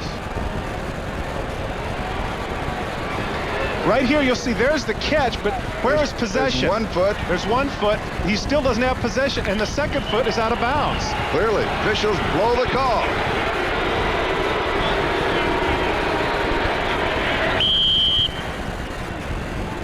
Now, can they run a play and come back? Once the play is run, there's no way they can change it. My understanding is once the play has been run, then that's history. They cannot change it. And that was shown to the booth before the next play was run. And the Raiders were smart. They got out and got the play ran. They were ready to go. You can see Jacob Green down there screaming and complaining, and sure enough, yeah, he's got a valid complaint. He wants it back. We're showing the booth, but it's irrelevant now. Yeah. Makes no point. 2nd down and 8 at the 30. How about that modern technology, huh?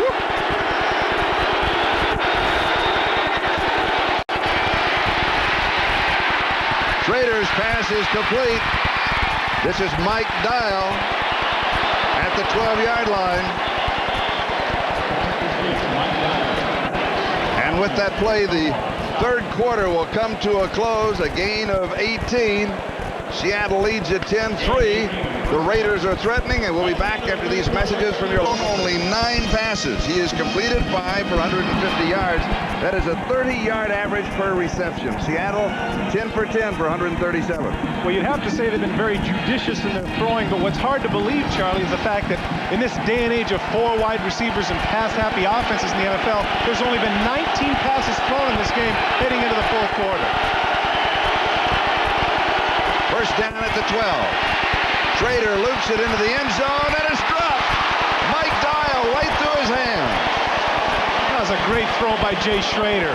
Actually, it was pretty good coverage by Robert Blackman. Mike Dial had him on an out and up, and Jay laid it right in there. You have him in head up. That's what's called the press. He looks back and he cuts outside right there and cuts up. He's looking back. He's got it all the way. Blackman doesn't see it. Goes right through his hands. That'll cost him $10. We found out for the Raider receivers, drop pass in practice is $5. Drop pass in the game is $10. It's all going to a party. And they say that Grady may be the host of the party too. 2nd and 10. Bell. Nothing is there. That's a very surprising call after that out and up to just go with a plunge. It appears that they got the secondary a little bit bothered there. We have the official report on Howie Long, and it is good news. The injury is a dislocated toe. Questionable if he can return today, but a dislocated toe. That is really good news. Much better news than at first we were looking at him looking at his knee. And hopefully that isn't the dreaded turf toe, because that's something that has been plagued a lot of athletes in the past. And the Raiders want to talk it over. We have a timeout, 14:22 left in the game. Seattle 12-yard line.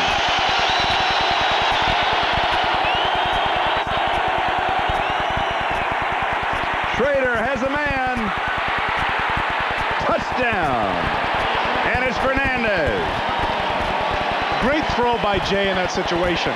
Corner out by Mervin.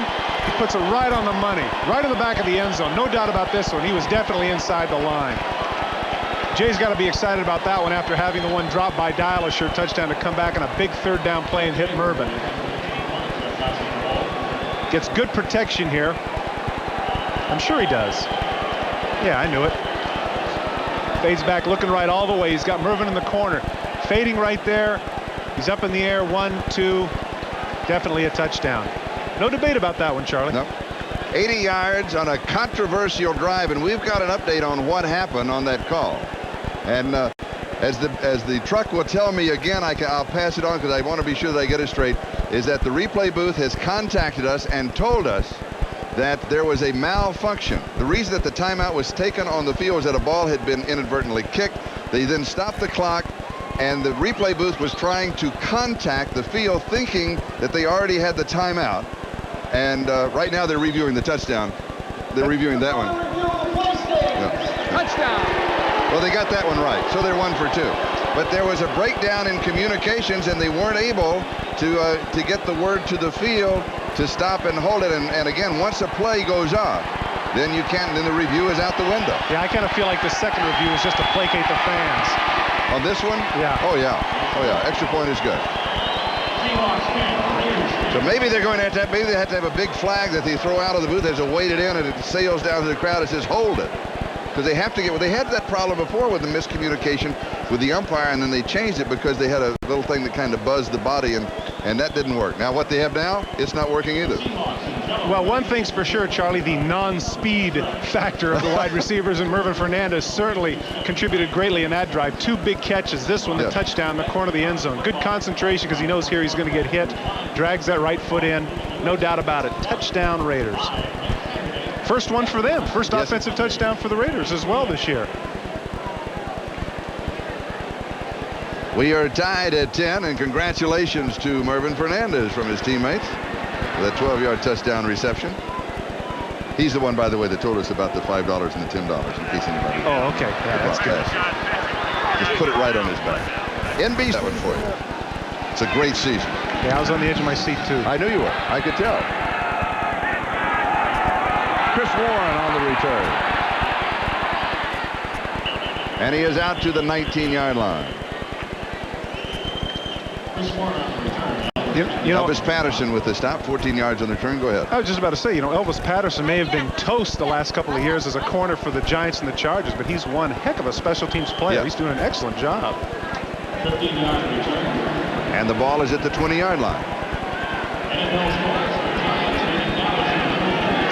A lot of times when a veteran player is no longer a starter, you assume his career is over after 6 or 7 years in the league, but not so for Elvis. He's found himself a niche with the Raiders as a special team attack man. Just over 14 minutes to go in the ball game, and we are tied at 10-10. And here's John L. Williams, and shut off inside and has to go outside, and he may pick up a couple, at least one. Mike Harden was there. Also there was Bob Golick, and a check of the ticker. Now Washington got a field goal since the last time we checked. Still 16-14 San Diego, Cincinnati. The Giants are now 2 touchdowns up on Dallas, who won last week, and Minnesota maintains a 15-point lead over New Orleans. That's how they say it down there. Did you know that? Yes. Yes, I did. I did know that. You know everything. Man. No. Giants will host Miami next week. Is that correct? I don't know. I think that is. Sounds like a good game. Could be 200 team. Sounds like a good guess, too.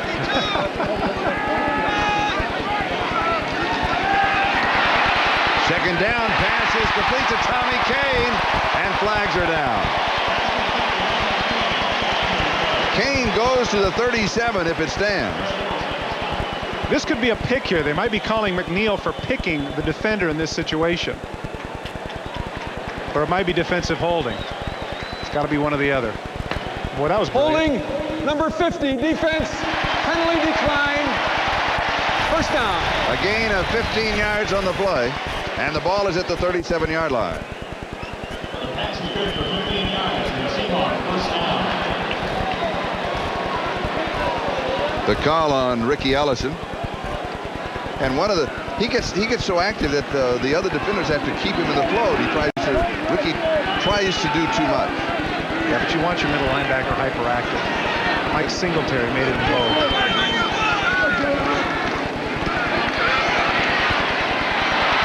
John L. Williams right at the line of scrimmage.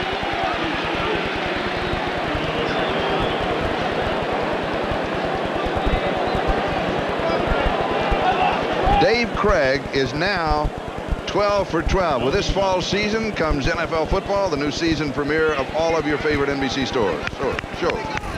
Excuse me there. Premiere week begins Monday night and continues through the week. You'll see brand new episodes of The Cosby Show, Cheers, Unsolved Mysteries, and lots more. All kinds of new movies and specials, and the great new shows like Fresh Prince of Bel-Air. That's all coming this week, starting tomorrow night. Premiere week here at NBC. Jazzy Jeff and the Fresh Prince. What's your favorite rap group, Charlie?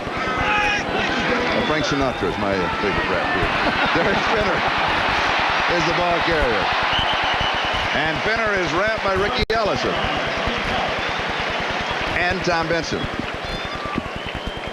Thomas Benson and Mike Harden on the stop. Gain of 7 on the play. Gain of 7. It'll be 3rd down and 3. Dave Craig has completed 12 of 12 passes. He has now tied his own record for 3rd. That's as a club record. Jim Zorn has 15 in a row. Andy Heck just limped off, and Ronnie Lee came in to replace him. We'll check and see what that is a little bit later on. Hopefully it's not serious. Here's the spread offense. 4 wide receivers at 3rd and 3. Good protection, and the pass is complete at the 50-yard line. Jeff Chadwick. Jeff Chadwick took a shot, too. Gary Lewis came up and made the play. It was a good job of hanging on to the ball. The ball and the collision were simultaneous. Here's the outside receiver. You'll see he cuts underneath. Actually, it's Torin Dorn who's in on this.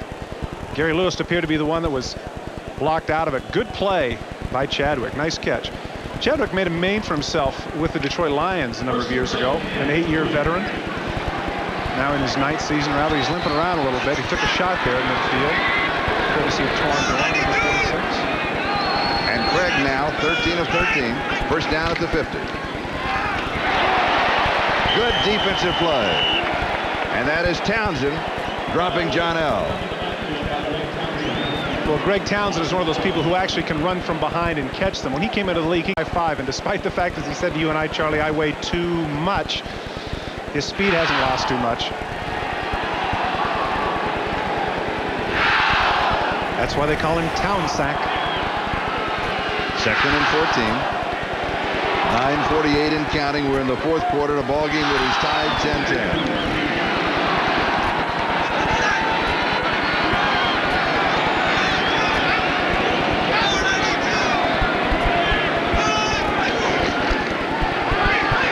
Craig, here's pressure up the middle, and it's complete. Tommy Kane.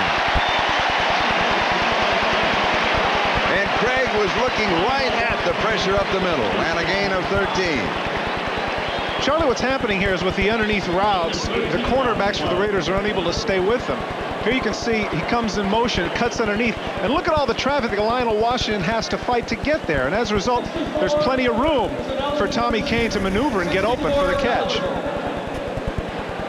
He's going to come right in your face right there. It's an easy throw for Dave Craig right there. That's a tough play for Lionel Washington because he has to fight through so many people, his own and Seahawks. Now they have a short one, 3rd and 1. With 3 tight ends in the set. Flags are down. John L. goes out of bounds. It'll be close to whether or not he made it, but we had flags on both sides of the line.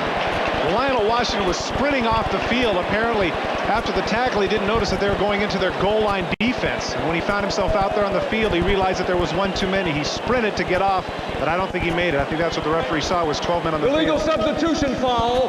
12 men on the field. Defense, 5 yards. First down.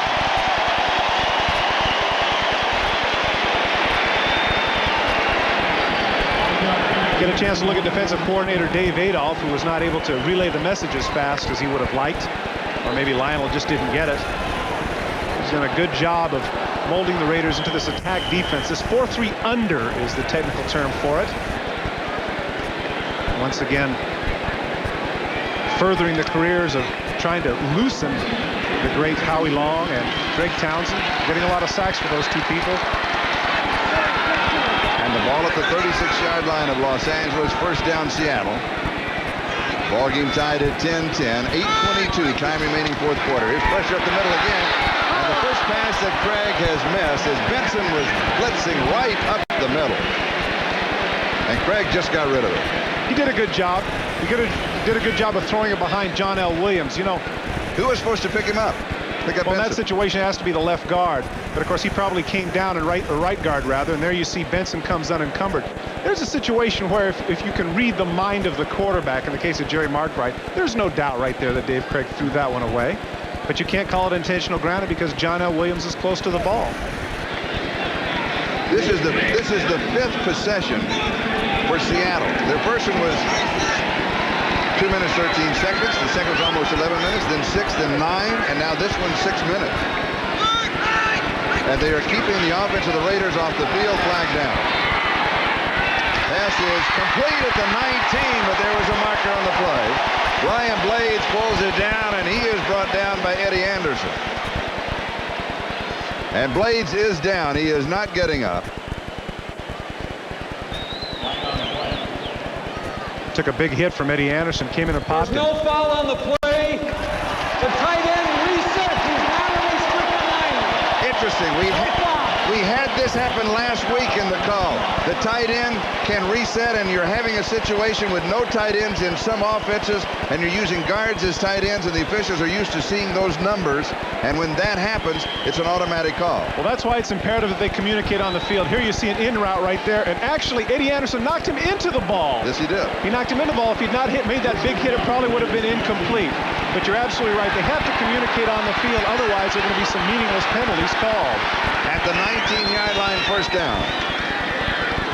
And here is Spinner. John L. with a block. Gets back inside of him, and a flag is thrown. Well, that was a long flag, about 15 yards away. And a fight is broken up. Greg Townsend and Ron Heller are getting into it. Once again, it's the age-old debate. Who threw the first punch?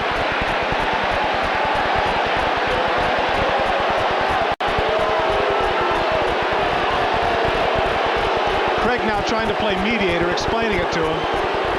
Saying, no, he threw the first punch. No, you did. No, you did. No, you did. Now, there was an original flag that had nothing to do with the fight.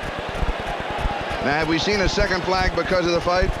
I don't think there's any doubt about it. You saw both parties throw punches, and that's definitely unsportsmanlike conduct. But it may end up nullifying. Now you have the good underhand bolo punch by Townsend. Well, it was a fair uppercut, but of course not bad, but he's doing it to a man that has a mask on. That's right. Dave Craig was able to deflect it a little bit. He was 1-on-2 there. Well, you know, he does have the marvelous Marvin Hagler haircut. He does. No, he does look a little bit like him. And at 260 pounds, I'm sure he punches just as hard, if not harder. Now, the fight may end up nullifying as offsetting penalties the other flag. We're going to offset everything. We've got 3 fouls. We've got holding, number 85 offense.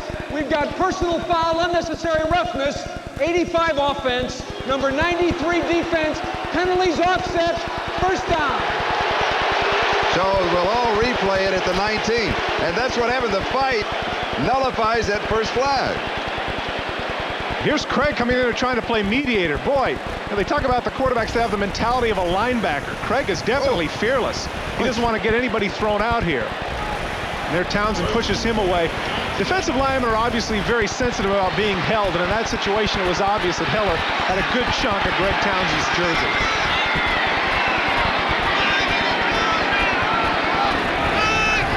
First down at the 19. Lots of time. Has a man open, hooks him.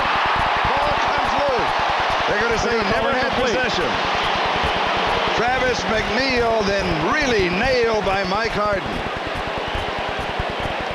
Dave Craig had a lot of time back there to check out the field.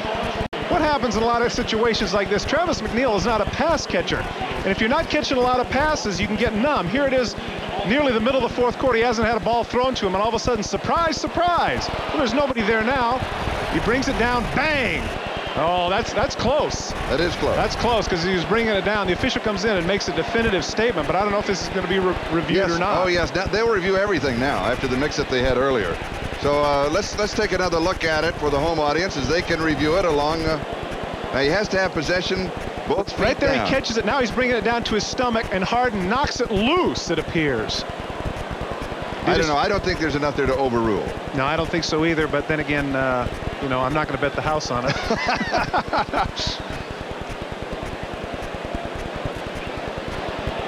Once again, you remember they can only have 2 minutes to review it. That's right. The maximum time. There's a time limit on it. Travis isn't sure either. He's explaining it to him. After further review, the play stand, second down.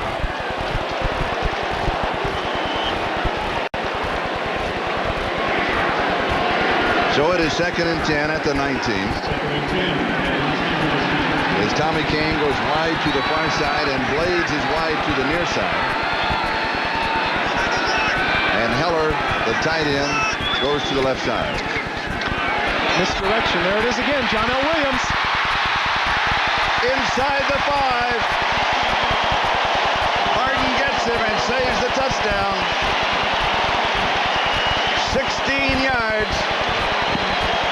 And now we got an almost fight at the 20. Once again, you're going to see the misdirection. You'll see Fenner and the lineman go one way, and you'll see John L. Williams sneak underneath. There he is, wide open. Big play work for them in the second quarter as well, and here it works again. And back at the 22, number 54s, Grant Fiesel of the Seahawks and Tom Benson of the Raiders were joined, and the referee had to step between them. It's first and goal at the 3 for Seattle. 7.5 minutes to go. Here's Johnell. He dives. Does he get it? No, he does not. Just inside. Good play by Eddie Anderson to keep him out of the end zone. There's a great pulling block there by Millard. He came out and he's able to cut the corner and loosen it there for Johnell Williams. Here we'll get a chance to see it. Watch 71 in your picture cut out here and lead in front. No, he just got a piece of Anderson. I'm sorry. That was the tackle. Oh. The ball, all it has to do is the ball break the plane of the goal line while the player is still in bounds. Fenner is the one that was able to get the big block on Dan Land. He's in bounds. He's broken the plane before he comes down out of bounds, and they are not reviewing it. And Fenner is dropped for a loss. It is Robinson. And that could come back to be a big play now. Oh, yeah. Because we're thinking of ourselves, well, it's a moot play. It's second down, easy touchdown. And now a big play by Jerry Robinson all of a sudden makes that move by Johnell Williams a problem. And Ricky Ellison also there. So 2 questionable decisions by the replay officials have gone against Seattle.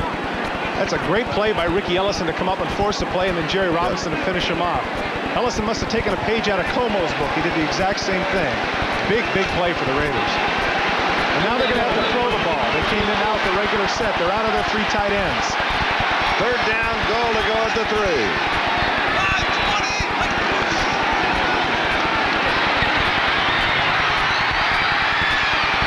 And Craig does not go in. That's a big play by Jerry Robinson. Jerry Robinson came up and jumped up in the air. It looked like he got fooled, and he came down and was able to have the maneuverability to still get over and push Craig out of bounds. Great play by Jerry Robinson. There's not enough room in the end zone. You see he's going to roll out and try to get somebody open. Here you see Jerry, he jumps, but still comes down in time to push him out before he can get into the end zone at the 2-yard line. Superb play by Jerry Robinson. That's terrific defense. And the field goal team is in to break the tie. From the 9, an attempt of 19. 2nd and 6 inches from the goal line, they don't get in. I would think that momentum has to shift here, Charlie. The Raiders got to feel pretty good about themselves here. It is good, and Seattle has the lead, 13-10. Right here, a big play on 1st and goal. Johnell Williams behind, a great block by Derek Fenner. Did he or did he not get the ball across the plane? Here you're going to get a chance to see, does his foot simultaneously cross the white line out of bounds and then the ball? He's in midair right there, and that's for the decision of the official. He's looking at his feet right there, and apparently he's saying to himself, he's out of bounds first. We get a chance to see it from up top. He's airborne right there. Is he out of bounds? The official says yes. I think it was a good call. All right. Holland and Brown. And it is Ron Brown from the goal line. He's to the 20. The speedster has a hole. And across the 30 to about the 35-yard line. Now for an update, let's go to New York and Bob Costas. Okay, Charlie, in your town of San Diego, the Chargers were trying to widen their lead on the Bengals, but the Billy Joe Tolliver pass looks like a mix-up with the intended receiver. Nobody there but Lewis Billups, who picks it off, comes back with a nice return out across the 30, and Cincinnati hangs in just 2 points back at 16-14. Charlie? Over the Cowboys. Marcus Allen. And a flag is down. Ron Brown's kickoff return of 35 yards to the 35-yard line. And the penalty will go against the Raiders. This penalty hurts a lot more than just the 10 yards. It's the fact that you come out. Holding number 66, offense, first down. Steve Wright. It's the fact that you come out and you get a good kick return. You got some momentum going. You got good field position at the 35.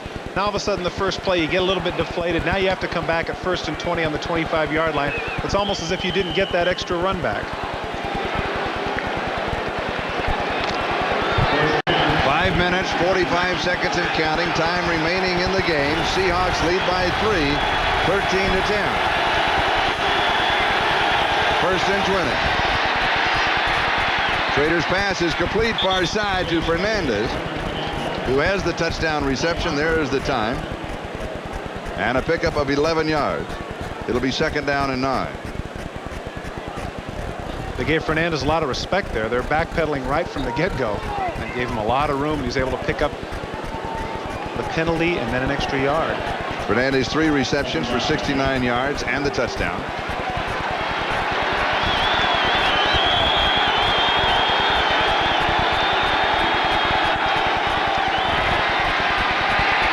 Schrader is hit just as he throws. Rufus Porter, listen to the crowd.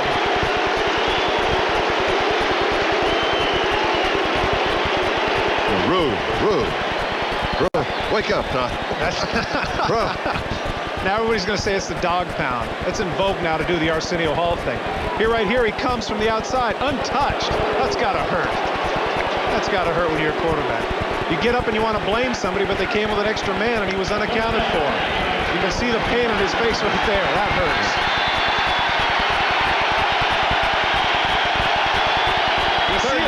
You'll see him on the outside of Horton here.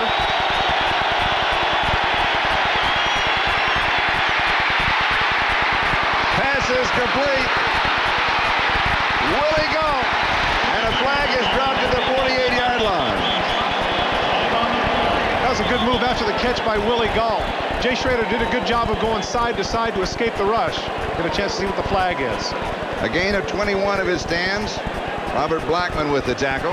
My guess is defensive holding from where the flag is.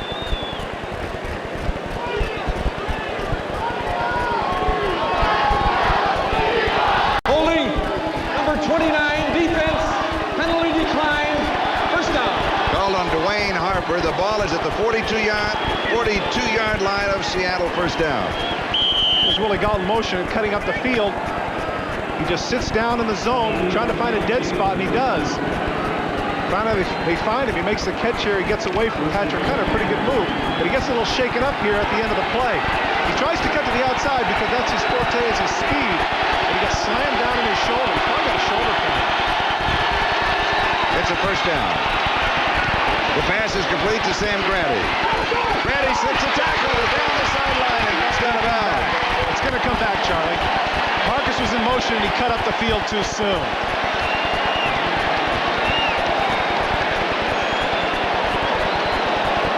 Sam Grady's going to be frustrated because all of it's going to come back. Marcus cut up the field too soon. Right here you see he's already going forward. You see the official throw the flag right there. So all of this is for naught. He's on the ground, he gets up. It doesn't matter.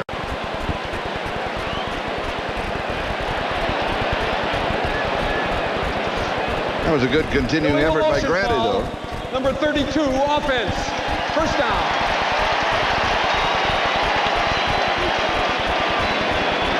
Marcus trying to get a little bit too much of an advantage by getting up the field quick.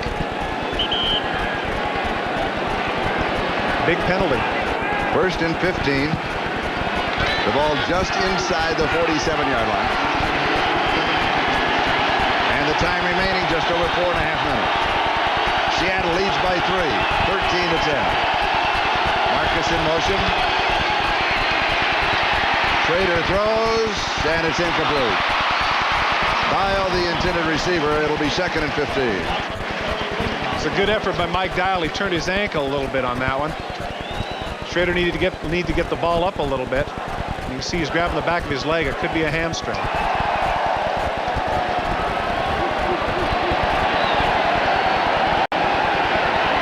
Marcus very careful this time to not be in motion. He kind of lopes up the field. Here you see Buddy Dial, they call him, trying to get that. Right there, he grabs the hamstring. That hurts. 2nd and 15. It is complete. Tim Brown, his first reception of the game, and he'll have the first down at the 30-yard line. He got 16 on the play. Once again, you have to respect the speed of these wide receivers. They backpedal a little bit too far. Tim Brown just does a standard out route at about 12 yards, and everybody knows how good he is after the catch. Here you see Jenkins almost turning and running away from him. Cuts to the outside. Underneath, they can't get the ball, and Brown, sweet feet, gets it to the 30, first down.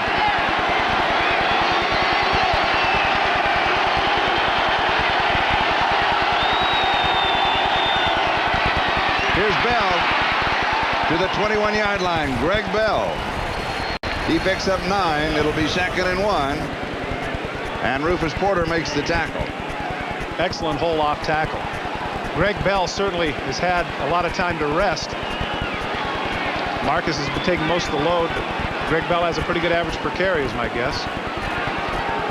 Almost 5. Yeah, I was right. And I don't recall seeing Vance Mueller in the ballgame, do you? Not offensively, no.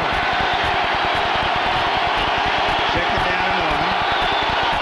And Bell with the fresh legs, and he'll pick up the first down. He'll go to the 18-yard line.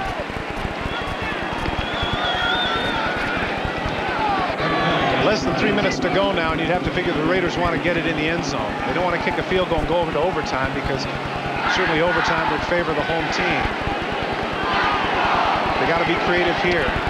This is one of the keys now to coaching the National Football League, is to score in the so-called red zone, and that is inside the 20. Tom Catlin knows that. He's got a chance to look at his troops and decide what he's going to do to offset Schrader and the Raiders. First down.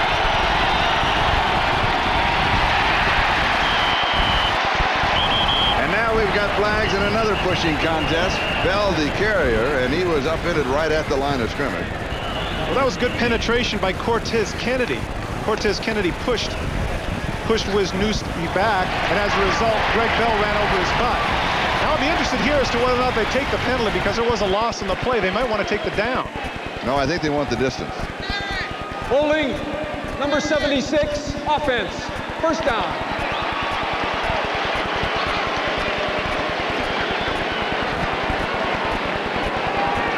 Here we see the penetration right there, and that actually was a pretty good block. But, of course, what the official sees right there is the left hand's attached to the shoulder pad, and he's going to call that. Greg Bell runs into the butt of Wisniewski and has no place to go. The Seahawks opted for the yardage, and now it's first and 20. At the 27-yard line. Four-man rush. Schrader throws, and it's caught. Fernandez. Great catch by Mervin Fernandez. You can see the frustration on Harper. Part of the problem is he actually does a good job of covering in this situation, but the athleticism of Mervin Fernandez is just too much for him to cover. And the ball is at the 3-yard line, where it will be first down and goal to go when we come back from the 2-minute warning.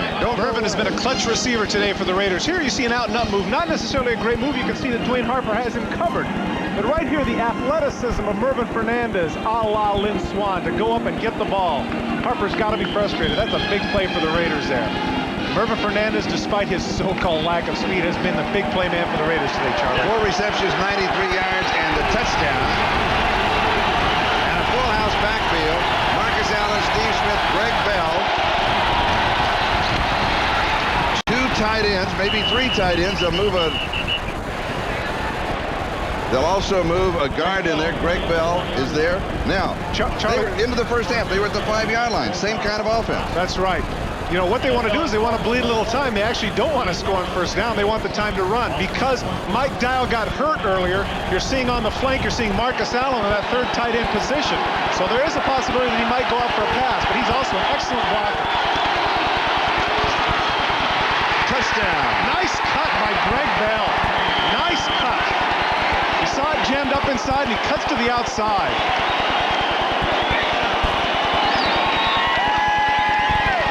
And a pretty good block by Marcus Allen, too, to seal it to the inside, let him cut out. The Raiders have done a good job here, Charlie. Here you get a chance to see it. Take a look at Marcus Allen. He takes on the rookie, cuts, ooh, a little bit of holding, and got away with it. Right there you see, that play is designed to go off tackle, and Greg Bell cuts to the outside. Here you get a chance to see it. He's going to dive right there. Boink. Good right foot. Plants right on the 3-yard line. That's a tough thing to do right there. That's a terrific cut by Greg Bell. And the extra point is good. And we've got a timeout, and the Raiders have the lead. Bell is not used to this 3rd tight end position. Right here, Kallmeyer cuts inside. Folks, that's 2 points and a takedown right there, as we mentioned. That's holding, but he gets away with it. Bell cuts to the outside. Touchdown, Raiders. 1:26 left to go in the ballgame. Raiders up by 4, 17-13. Jeff Jager to kick off, with Derek Lavelle and Chris Warren, the return man. And this is Warren a yard deep. And if he can get around the corner, but he's not going to be able to do it. There's no way that Warren is going to outrun Sam Grady. Sam Grady, terrific play to go down there and make the tackle.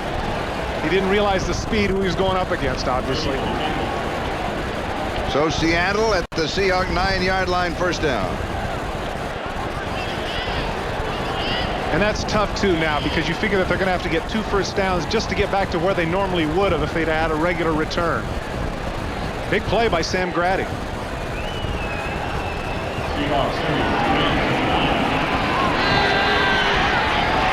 And the Seahawks will go with their spread offense.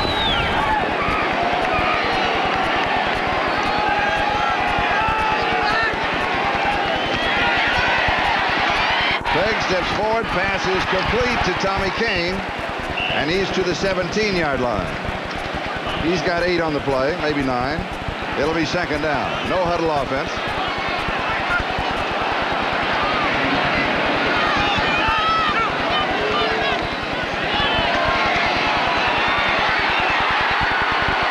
They're going to call intentional grounding. That's a great job of persistence there. Great job of persistence by Bob Golick. You'll get a chance to see that he was blocked and he came off the ground to make the sack. Craig is begging, but to no excuse, to no avail, rather. You see, I've got a man out there, and Mark Bright is saying he grounded the ball. It'll cost him a down. Big play by Bob Golick. He comes off the ground here and makes the play. Great effort. Intentional grounding. Number 17, offense. Loss of down. Third down. Well, they're only rushing 3 in this situation. They have 8 people in coverage. There you see he gets cut, and right there he gets up. Gets up from being cut and is able to get a hold of Craig and make the play. Ironically, he could have called it in the grass. Take a look at Art Shell. What does he want? He wants in the grass. That's exactly what he wants. That's right. Go back there. No, He saw the flag. He's happy about it. It's third down. Third down and 12. All of a sudden, he's a Jerry Markwright fan. 54 seconds left in the game.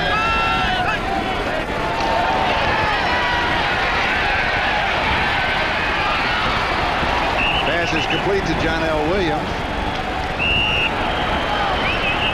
And we've got a timeout, and we'll be back in a moment. And strangely enough, the game has gone according to plan for the Seahawks, but the big plays by the Raiders are what's done a minute to this point.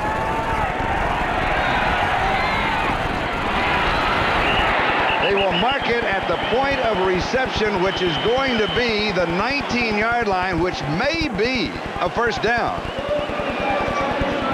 They take a timeout, and we'll be back with that decision. It's a first down for Seattle. And we'll take a look. Charlie, this looked to me kind of a generous spot. It looked like he caught the ball at about the 18-yard line, then got shoved back. Right there you see. Right there you see it was in the air as he was pulled down right around the 17-yard line. So that's a very subjective call by the official, but evidently he felt like he was on the 19-yard line when he first gained possession. Clock is moving, but Seattle still has a timeout remaining.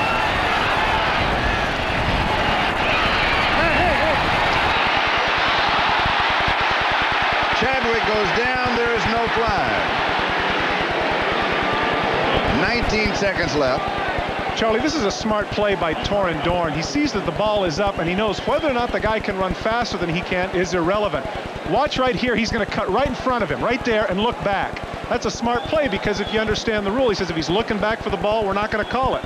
Actually, that technically could have been called interference because he cut off his path. Good play. You know what? And I think a lot of that has to do with the number. 46 guys notoriously are heads-up ball players. Is that what it is? Nah. I just thought it was a heavy number to carry around. Big bird. Second and 10.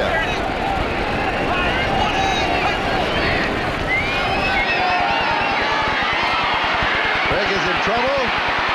Guy's going to run for it, and he heads for the sideline. No, he's going to stay up the middle. He's 8 seconds and counting. Seattle has a timeout. They'll take their last one here with 6 seconds remaining. Terry McDaniel covers him. I know it's easy to make a decision up here, but I still think it would have been better if Craig would have gone out of bounds. Might have been able to squeeze one extra play in because he would have saved this timeout. Well, as it is now with only 6 seconds remaining, Charlie, they're only going to have one shot at a Hail Mary. What happens, you know, as a quarterback, you're trying to be decisive, but you're looking downfield and there's nobody there, and you're trained not to throw into coverage. So now all of a sudden, what are you supposed to do, throw away your training? Now here it is. He's aggressive. He wants to get some extra yardage, but you're right there. If he cuts out of bounds, he saves himself about 5 or 6 seconds, which is at this point much more valuable than the 8 or 9 yards he gained. But it's easy to make that decision up here and not while you're being chased. Yeah, I've noticed that ever since I've been in the booth, my IQ has jumped considerably. The ball is at the 44-yard line. Craig scrambled for 25 yards. And it's a first down with 6 seconds left. And trips for 3 receivers on the near side.